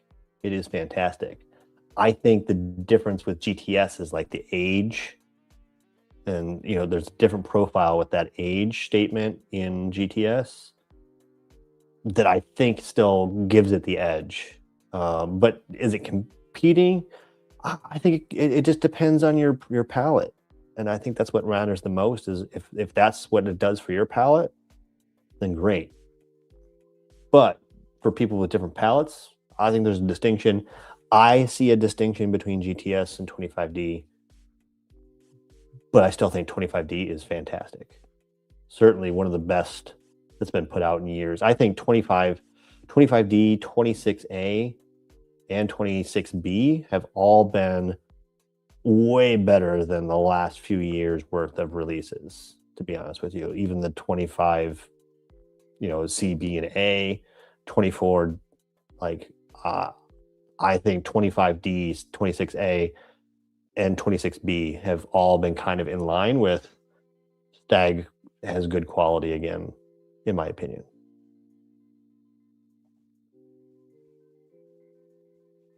Yeah, 25. You are ruined. That if your first Stag was 25D, you are absolutely ruined.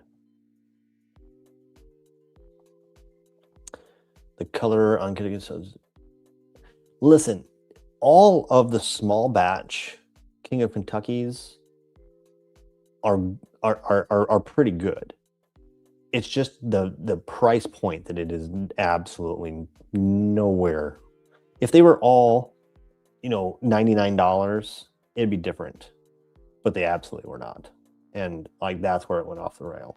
And not to mention, if you call it King of Kentucky, you want it to taste like the King of Kentucky. And anyone, I think personally, what they did was they used psychology, and all the people that have not had King of Kentucky think that they were getting King of Kentucky and would pay for it. And master class in marketing here in psychology. But like, if you've had the King of Kentucky single barrel, you know that small batch is just it's just not. Okay, sweet. There's a lot of people from Arizona. A lot of bourbon drinkers in Arizona. And 25 GTS, right? I have 525D baggers and 32025. Like, people to store it is correct. Absolutely, man. Like, there is no formula for this. Like, knowing the right people, making the right relationships, and getting lucky. That's pretty much the way of the world with bourbon. I'm gonna have to talk to him about more. Do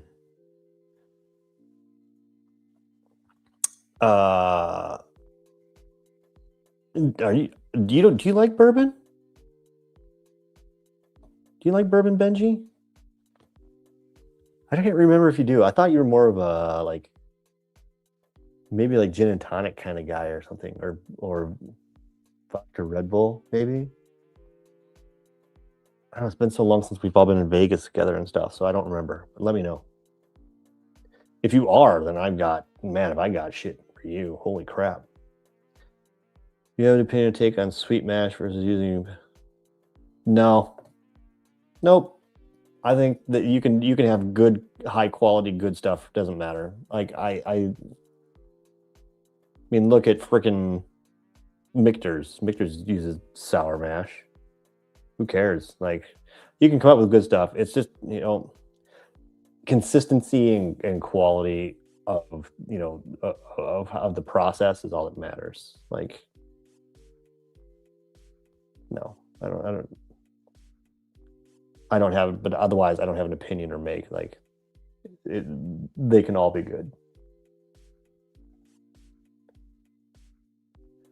I've heard that 22A is also really good. I don't have a 22A.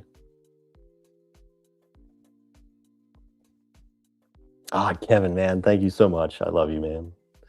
I'll be in touch. I missed out on anything. I think I have, dude, Kevin. Actually, I think I have 2 or 3. I'll have to go back and look at my unicorns, but I have 2 or 3 of those globetrotting Desi dead drop hazmat 95.5 rise that I've managed to snag, which is crazy.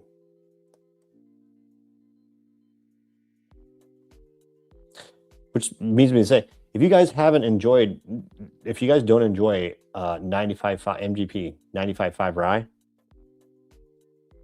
don't sleep on that. That stuff gets old 10 plus years. All that is fire. Hey Ben, what's up, buddy? How you doing? Oh man, I miss hanging out already, dude. Just saying. I miss hanging out. I wish I was still there. Send him back home.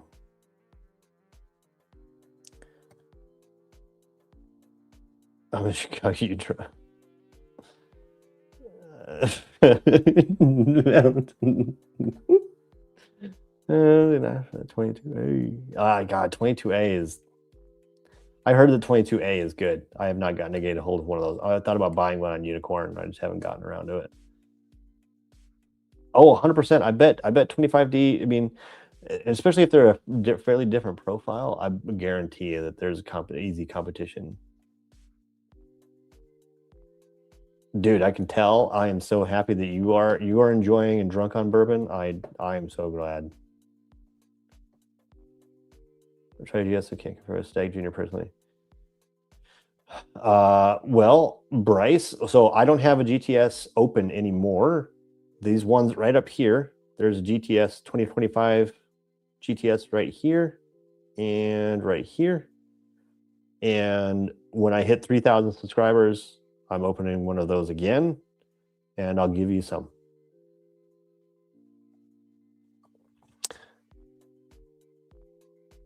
I've heard that Smoke Eye Hill is also really freaking good. I haven't gotten to get a hold of them.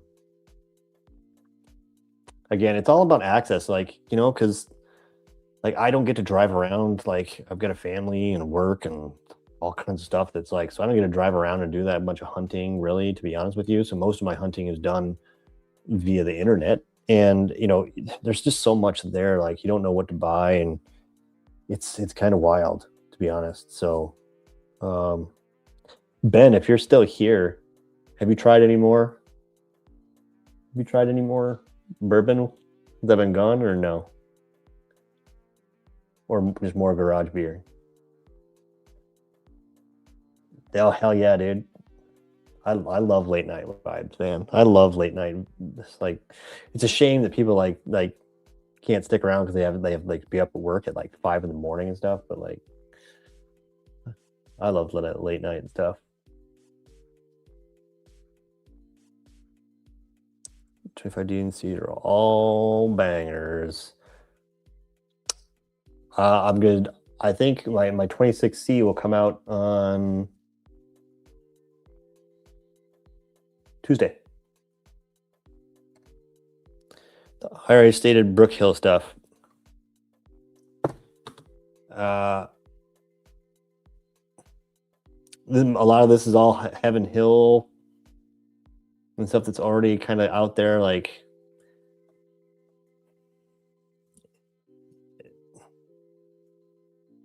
I don't personally think that anything really Rare Character puts out is necessarily worth the price that it commands.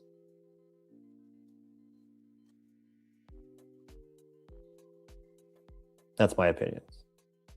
I mean, we all know that Heaven Hill stuff is good. Like, especially if it's single barrel. We all know it's good. But it's not that price good. I'm going to check them out, dude. I promise.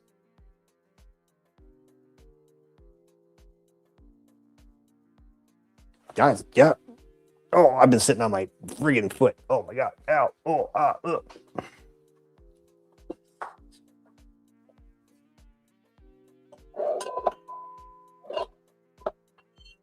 There you go. Just so you guys believe me.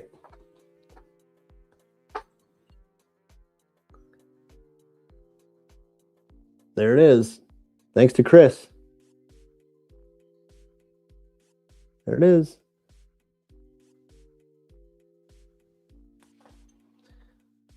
Chris is in the channel here.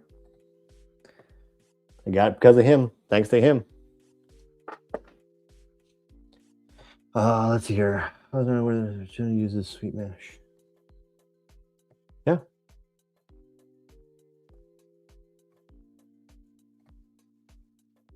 Smoke Eye Hill is good, but not as rich. All the flavors of the stag is not a killer. Again, it's all mental games, anyways, right, guys? Like, if it's not made from the same distillate and stuff, like, you can't really compare them. You can compare E.H. Taylor barrel proof to stag. You can compare those. They are the exact same distillate in the same barrels. You can compare those. Some are just probably older than others and different rickhouse placement and stuff like that. Those are absolutely comparable. Everything else is just preference.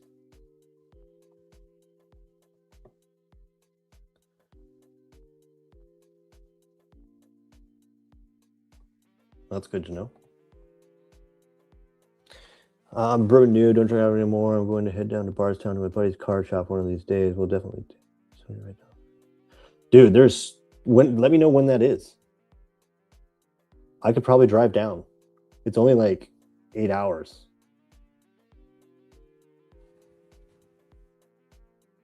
It's only like 8 hours to Owensboro from here. So, like, let me know.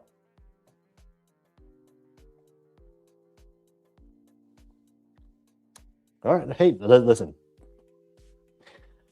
Bennett Chesney. I had an amazing time. Just I did open up this single barrel, the Cowboy Country single barrel. It is really freaking good. Like, I mean, obviously we got to try it, but like I got to try my own, and it is really freaking good. I can't wait for other people to get to try it. But I was really, really appreciative of how open you were, because I know you're a big beer drinker. I was really appreciative of how open you were to like trying it and getting into it. So like, I had a great time. And even if you don't drink any of it, I'll drink more of it when I get back. So don't worry about it. And I'm sure you got friends that'll try it.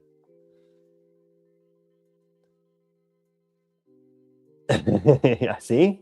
Now Bryce is encouraged to try and get me to 3,000 subscribers. How about you to make a results would surprise people?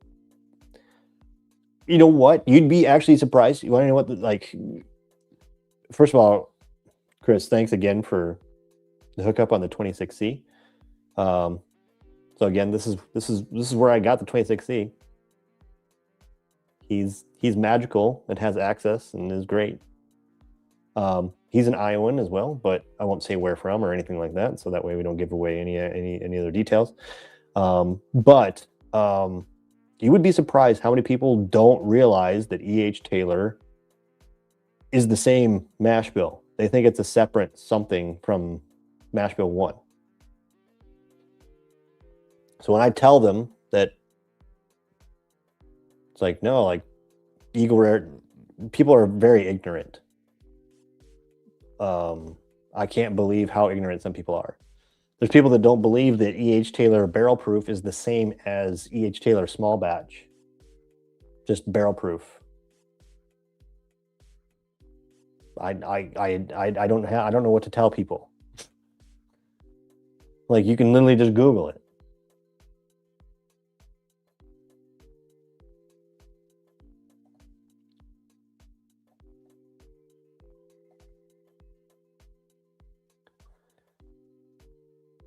I listen.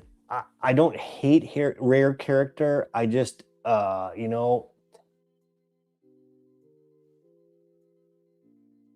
I don't hate them. It's just you could be a lot more transparent, just like preservation, and you don't need to charge what you're charging for something that you can just get elsewhere for cheaper. And you know, because it's got a cool tater sticker bottle thing with wax and everything, and it's a store pick, like it commands this price, and you know, then they're also not transparent about like rare character being also, you know, Brook Hill and Pride of Anderson County and all this other stuff. They don't, you know, it's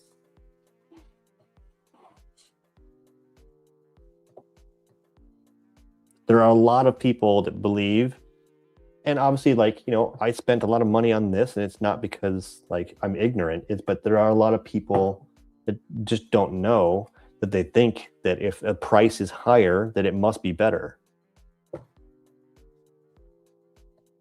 Whereas, like, you know, there's equivalents of like you can get a Brook Hill or you can get an Elijah Craig barrel proof, and same thing. Like,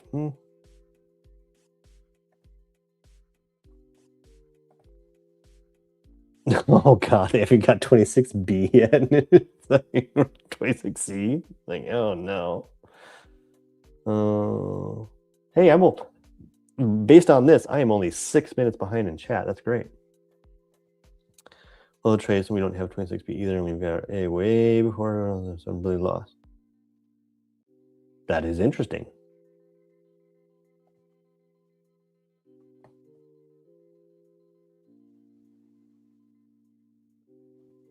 I'm gonna finish. This is it. This will be it for you.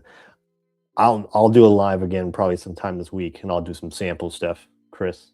But I still got yours. I got them over here. But I'm gonna finish this 18-year Heaven Hill, and that'll be it for me for the night.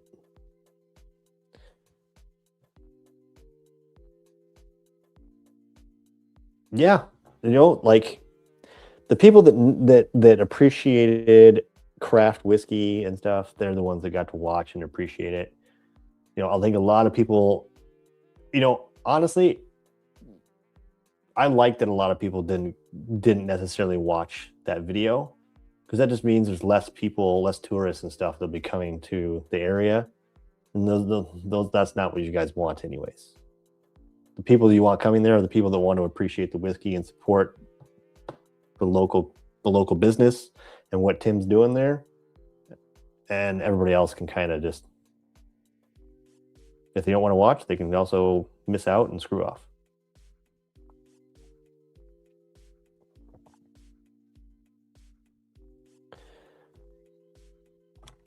Cheers, concert fan. Appreciate you being here. Thank you, man.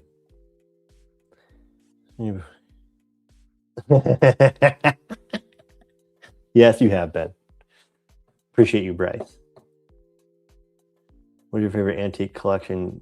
I've tried William LaRue Weller. It's not even funny. It's not even close.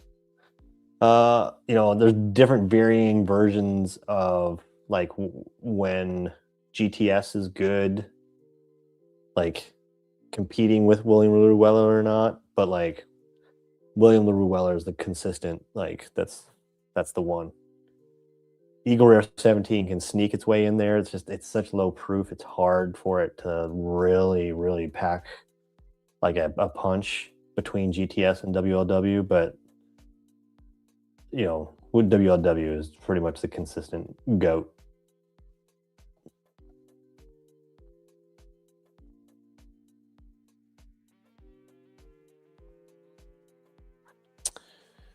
No,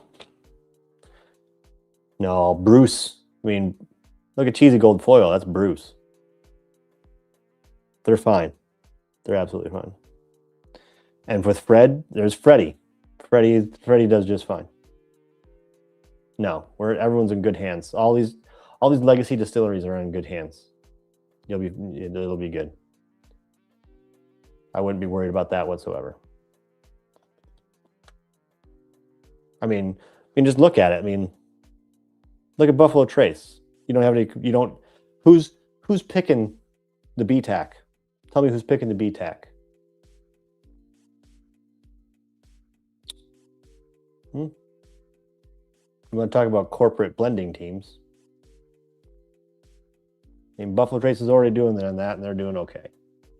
And we still have a legacy at Russell's and Knob Creek, and so we're going to be just fine.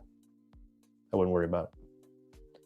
Not to mention, if that ever did happen, we still have, more beams.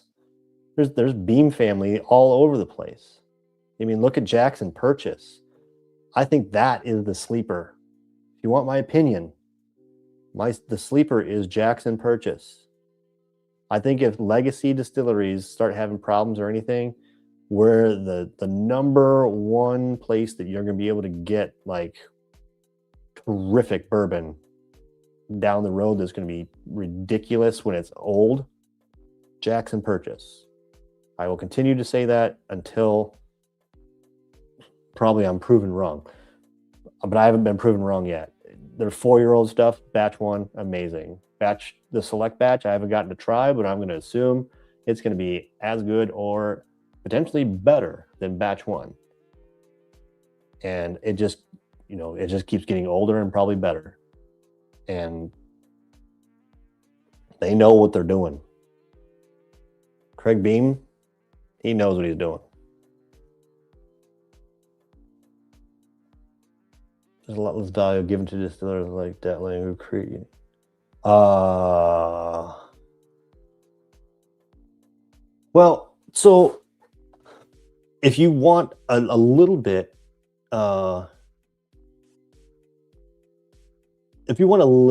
of a hot take,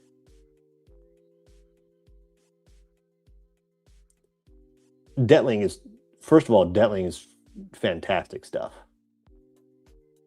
It's fantastic stuff. However,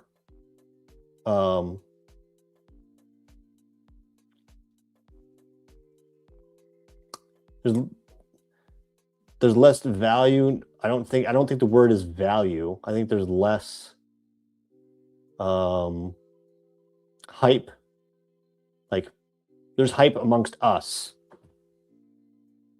Like people that know Detling, we know how good that shit is. Like that's fantastic. Like it is really good. The rest of that, as far as the notoriety and stuff that Detling either does or does not get, is done by Seth himself. Seth doesn't care. Seth does things the way he does things. He sells only a certain number of barrels and bottles a year, and he does it with intention, and he just doesn't give a shit. He knows how good his stuff is. We all know how good his stuff is. The market knows how good it is. He just does not answer to any corporate overlords. He won't answer to a market demand. He won't. He dances to his own, the tune that he's singing. That's what he's dancing to, and ain't nobody going to be able to speed that record up or do anything to change how he's doing things. I mean, that people have come in and probably offered him a bag of money already, and he don't care.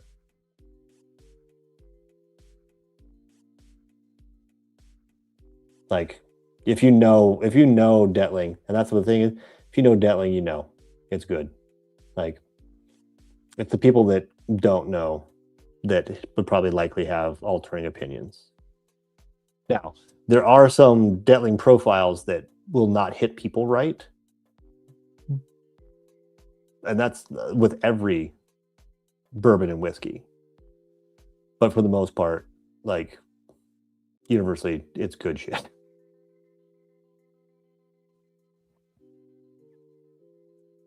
Was I able to try BTEC? I was able to get a sample of it. It's good, but it's also 100 proof, and I'm used to the E.H. Taylor barrel proof stuff. So it was good. It's, you know, but it's just, it left me wanting. Left me wanting. It didn't feel BTAC to me. I guess that's what it left me with.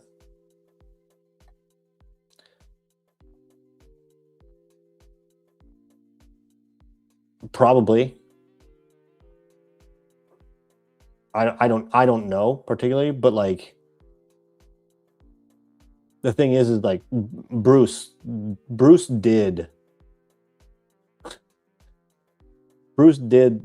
like cheesy gold foil. Like, that's not really what's happening in Buffalo Trace. That's like my point about that is that I'm not concerned about what's going on at Campari. I'm not worried about that. Like, they're still doing, like, Bruce still has his thing. The Russell family is entrenched. The No family is still entrenched. The Beam family is still entrenched. Like, there's plenty. Like, the legacy will live on, and they'll still have their influence.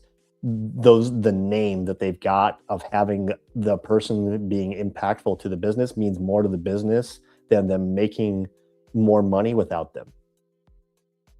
Because at the end of the day, they won't want to put their name on something that's shit, because they've been doing this for way too long.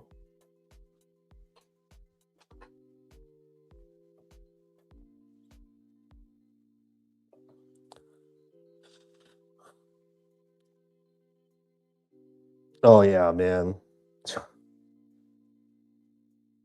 Chocolate covered espresso beans, absolutely freaking amazing.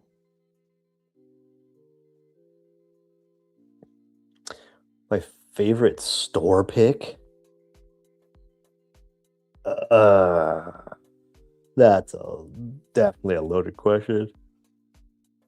Holy crap.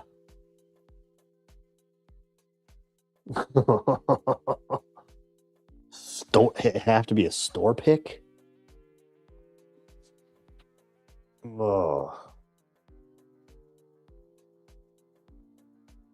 Oh God.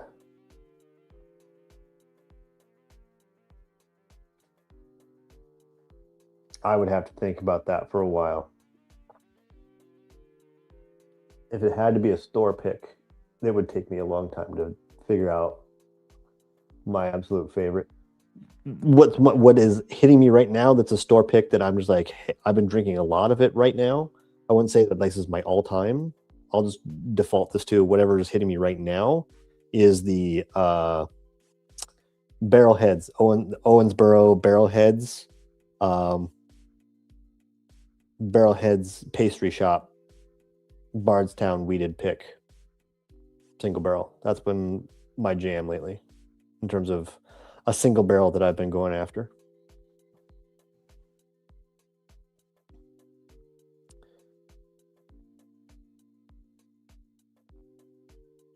I have honestly, I have a lot of store picks that I haven't opened yet that I need to try. But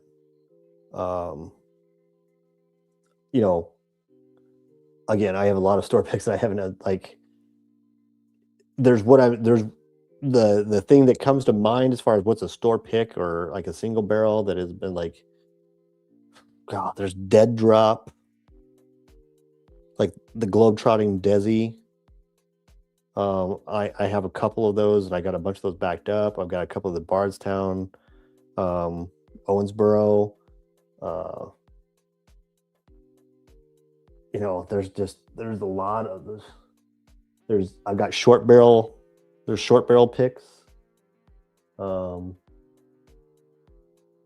There's like all the Nancy picks from Still Austin that are really good. Pretty much all the Buckners are all some sort of pick. Those are also really freaking good. All the Walleye Run stuff I got is single barrel pick stuff. Like, I got a lot of stuff.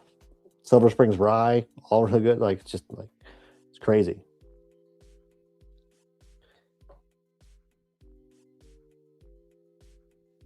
Oh yeah. So again, Dead Drop. So was that the Rockton Dead Drop? That's really freaking good. Again, I was telling you guys about 95.5 rye. These 10-year Thornton Distilling Dead Drop 95.5 ryes that are usually hazmat or either just right close to or over as hazmat. Freaking fantastic. If you walk into a store, what is one you're looking for?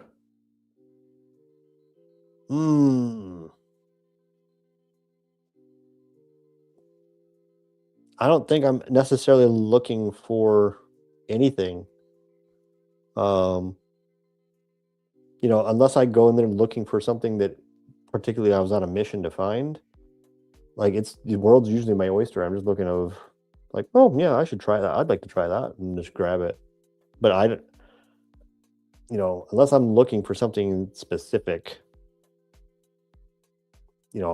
first of all, it's unlikely we're going to find it at our stores here. So, which is why it's fun for me to travel, because I'll go into a store and I'll be like, oh my gosh, there's so much here. Which is why Fort Collins was a blast, because I was like, oh my gosh, look at all this stuff. The Bourbon Hunter YouTube dude single barrel pick of Green River was fire. I believe it was who Green River had put out. So good. I had Owensboro barrel. I had Barrelhead's Green River pick as well. I still thought the Bardstown pick was better. From that, I'm not saying that it's better than all Green River picks, just between the two, which I had access to, the Green River and Bardstown picks from Owensboro Barrelheads, I preferred the Bardstown. It was fantastic, and I bought it and a backup.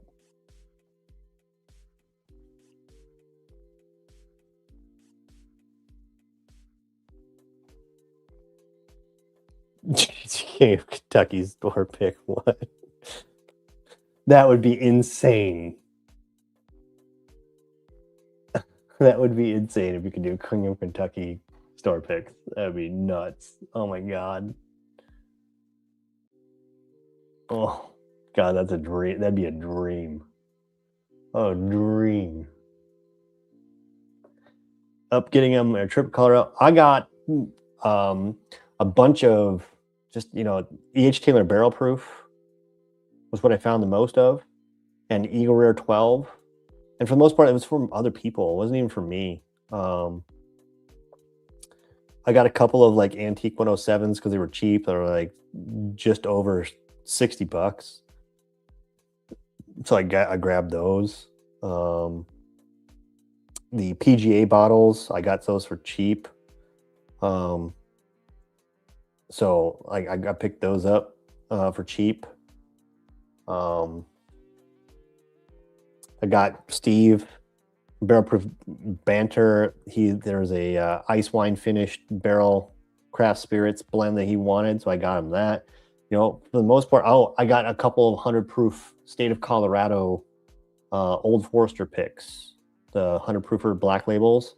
I got a couple of those. Those are a great starter, like to start your night warm up. Those are great starters, so I got a couple of those. But for the most part, like, I didn't get anything, crazy or go ham.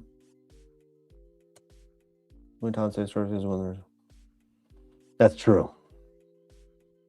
That is true, but that's why you buy enough in the first place, because you could always just sell it off or trade it later.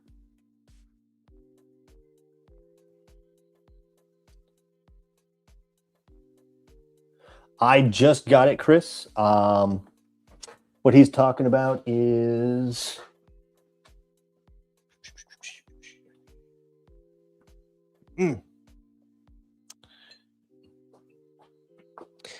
is this. This is their 1847. It's their new, like they're working together with the University of Iowa to be like the official bourbon and vodka, or bourbon and vodka, or I think vodka or tequila. I can't remember whichever it is. Gin, I don't know. Something clear. Provider for this, like for the University of Iowa. So like in the premium lounges and stuff like that, and everything that they're doing at the University of Iowa, it's Cedar Ridge 1847. And so I haven't gotten to try it yet, but I'm sure I will. I don't know if I'll necessarily be able to review about it or not, but I'll be trying it. At 94 proof, but what it is, it probably is better than their 80 whatever proof other one. Let's see here. Texas. I can tell you right now, it's frickin' Texas. Texas is going ham. It's either Texas or probably, I'd say probably Texas or probably South Carolina. It's crushing it right now. Maybe Georgia, but I'm just gonna say Texas.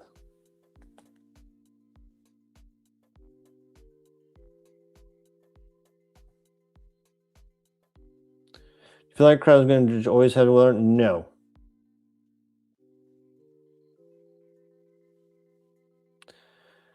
Nope. I think it's ebb and flow. Like obviously the major push was like it's a Weller test market, and I think from there it's going to be really up to the distributor, and the distributor is always going to be worried about losing their ass, because they ultimately have to pay Buffalo Trace for all the product, and then they pass that on to the stores. So like they're going to be wary. So I don't think it'll always be like that. I think you'll be able to consistently get stuff, not in the volume that we desire, is my opinion.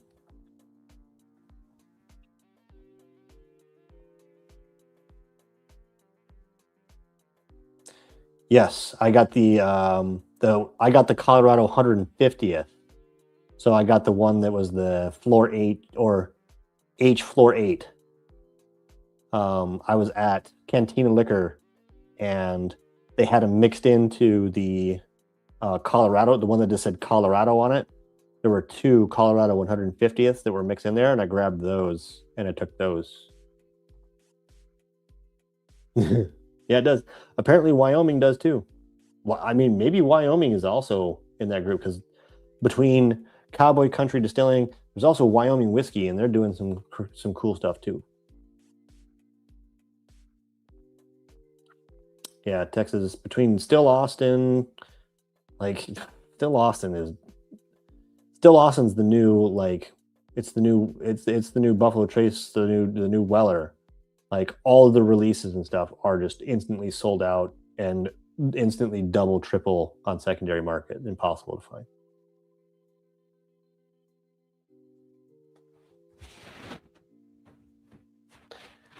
The problem is that Templeton's, all their good stuff is sourced. Like even their 13-year, I've got the 13-year up there, right there. That 13-year is MGP, which is fine. It's still going to be really freaking good, but like,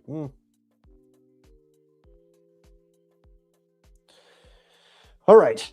I don't know how many people are even watching. I have not been paying attention whatsoever. I don't even know how many people are watching. Like, I think that's probably the right way to do these things, is to not pay attention to how many people are watching. But that's just the way I am. Because it could be one person, I don't care.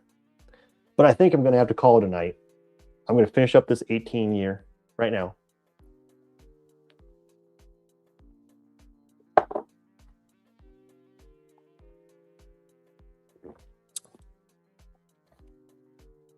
Oh, it's fantastic.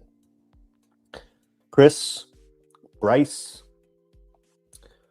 you guys are going to have to stop by and try this 18-year Oak and Age. It's insane. It's definitely an 18-year Heaven Hill single barrel. It's insane.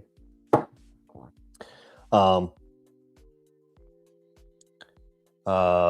that's going to be it for me. Again, guys, thank you so much for all of your support. This is the first stream. I don't know how many, if you guys want to tell me, how many ads did you guys get? Did you guys get any ads whatsoever?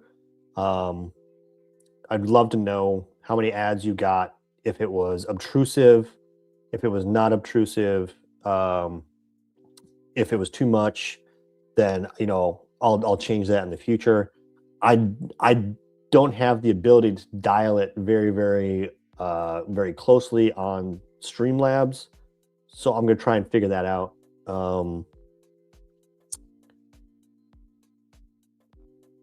I'll say if you have YouTube Premium, it still counts. But if you don't have YouTube Premium, if you got any ads, let me know how many ads you got. If it was obtrusive, if it was interrupting, let me know. Like I said, I'm sensitive to it.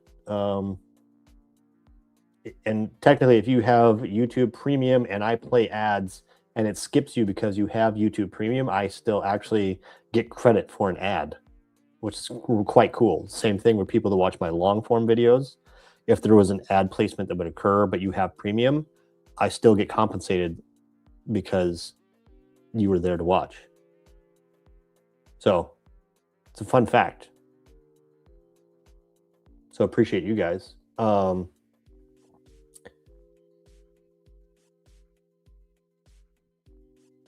Okay, thanks, Chris. I appreciate that. So I was trying to, I don't have a way to like say like, oh, do it this often. Like, I don't have a thing. It was just like, you have like, you can choose like a lot of ads, medium amount of ads, low amount of ads. So I choose low amount of ads or no ads, but I do low amount of ads. And I was curious as to what is low, because that's actually good to know that if you got one every 30 minutes and that's low, I can't imagine how bad of an experience that would be if you chose high. My God, that would be terrible. Toasted barrel ads. Jeez. Oh, that's awesome. All right. Thank you so much, everyone. I really appreciate it. I love doing these lives. It's such a good time. And I appreciate you all being here, participating, the great chats that we were having, the great questions. We had great questions tonight. I love all the questions that we get. I really appreciate it. And again, shout out and congratulations to Steve, Barrel Proof Ranter, on 1,000 subscribers tonight. It's nice to see another buddy get into the 1,000 subscriber club, and that means he's going to start getting monetized. And I really am hopeful for him that he gets that quickly as well. So thank you so much, all of you. I really appreciate it. And look out Tuesday for the Stag 26C video, courtesy of Chris in the chat here. Thank you again, Chris, for hooking me up. Obviously, I know we did a pretty good trade for it, but just your willingness to be able to get them and make them move is really appreciated. It really helps us small creators out for when we can try and do those things. So I really appreciate it. Let's see, at every 5 minutes drove insane. Exactly. I don't want to be that guy. I really don't want to be that guy. I already feel like, even though I want to take YouTube's money, I feel bad that like it requires you guys to have to deal with it, and I feel bad about it. So, but again, thank you so much, everyone. I really appreciate it. Everyone have a great night. Everyone have a great week, a safe and productive week, and we'll talk to you later. Have a good one. Thanks, everybody.